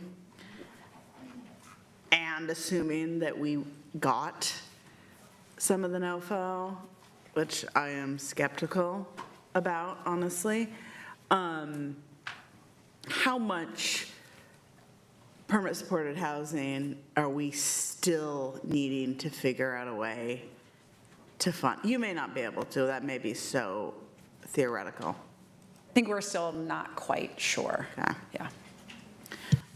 Related to the federal requirement, which I understand is going to be in court on Friday and got pulled, related to the attestations that providers would have to make. And I might not be correct in what it requires, but it would require that providers pledge that they have never, will not, and will never be culturally specific providers. Is that accurate? I don't think that's quite accurate. There's, that is the felt impact, like, for sure. I mean, it's pretty clear. The NOFO is like very explicitly targeting culturally specific providers and also communities like ours that lead with centering racial equity and lead with centering gender equity. So yes, and the attestations, I mean, I think this is one place where we really don't know what's gonna happen when they re-release the NOFO, and if they take out language that is most likely to be shut down in court. So I think it's a to be determined, but also it is a conversation we've been very actively having with providers about each organization kind of doing their own risk assessment about their ability to make various attestations related to, for example, not recognizing sex outside of the binary. What does that mean? I don't, like, I'll just add that we're also. we just have to be pronoun assholes? Like, I don't understand. I really fundamentally really don't understand what that means as a housing provider. Like, are we going to do gender checks? Like, is that what the federal government, like, this is beyond rational to me. Also, didn't the federal government actually promote culturally specific services? So I don't know how you could say you never did it when the federal government told you to do it. I mean, I don't understand. Their own grantees would then be disqualified? Is that? That's correct, and that's been called out by the National Alliance to End Homelessness. Our federal delegation is calling that out as well. It is exactly accurate that the application last year did promote both racial, like leading with race, and a non-binary, like serving folks who are non-binary. So it is a complete 180, to use Aaron's language. I do want to call out and thank, I don't think he's here anymore, but Jonathan Strawhole from the County Attorney's Office has been working really closely with us as well to make sure that we again, can't get legal advice to our providers, but he's helping us with our sort of county application legal advice to make sure that we are aligning with the law. And outside of the ludicrous criteria, is it a shift to have this big of a pot be competitive versus an need allocation? Is that also an issue that is being legally challenged? Or is that just something they can do?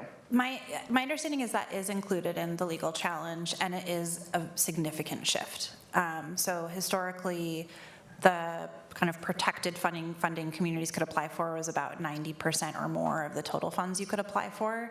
So it's been a very stable, consistent funding stream for years and years. And then about the remaining like 10% was nationally competitive. And this year that's sort of flipping to 70% nationally competitive, 30% protected. Do we have concerns, and I assume the answer is yes, that locations that have resisted the Trump administration's policies are less likely to get funding regardless of the quality of their application? So Yes. Yeah, I'll just add, like, it is literally written into the NOFO that HUD reserves the right to do that, essentially. That they're discriminate based on political loyalty? discriminate based on, like, misalignment with administration policy. Is, Site visits, that's where they're doing that. yeah, I've heard rumors of, like, with good intention, providers being warned to take down pride flags, to This is the most fascist. Okay, my last question. As a board, should we tentatively prepare ourselves that our community is likely to experience a $25 million loss in PSH and other federally funded homeless services? I think the intent of today is to make sure that we're all aware of the size of the problem and that exact risk. I am hopeful that the swap will make that smaller, but I do think we need to prepare that even with a full swap, we are at high risk of people losing permanent supportive housing unless we do something else. So it is going to be a major question going into our next budget year. And the effectiveness of the swap relies on HUD granting us the money for transitional housing and street outreach programs, which I think, speaks to what you were calling out, that I do think there's significant risk that HUD just will not fund anything outside of Tier 1, like the protected funding to our community, which there's a slide, but I think it's about $25 million loss. Okay.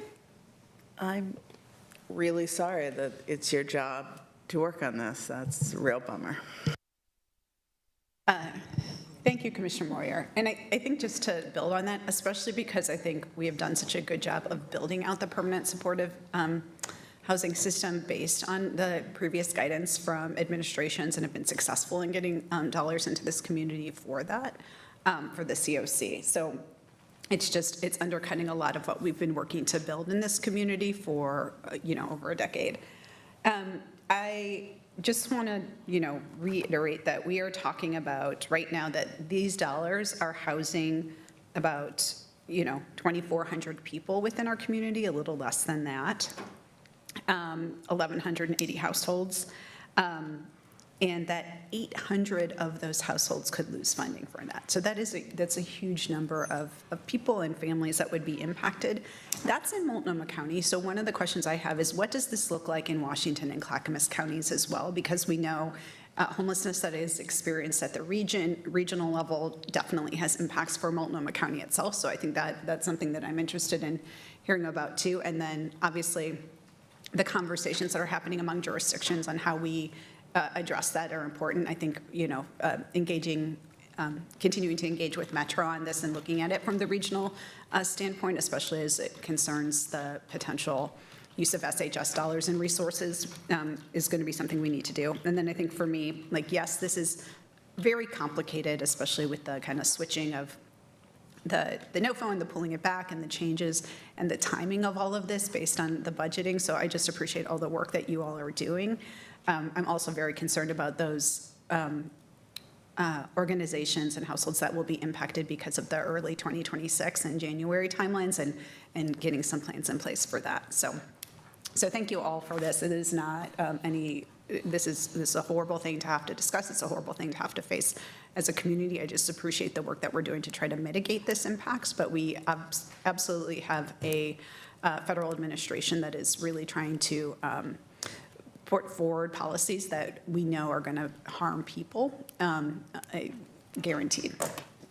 So on that note, that actually concludes today's meeting. Our next meeting will be our regular board meeting scheduled for Thursday, December 18th at 9:30 a.m., so regular meeting time. That is going to be our last board meeting of the year. And that is it. There being no further business, we are adjourned.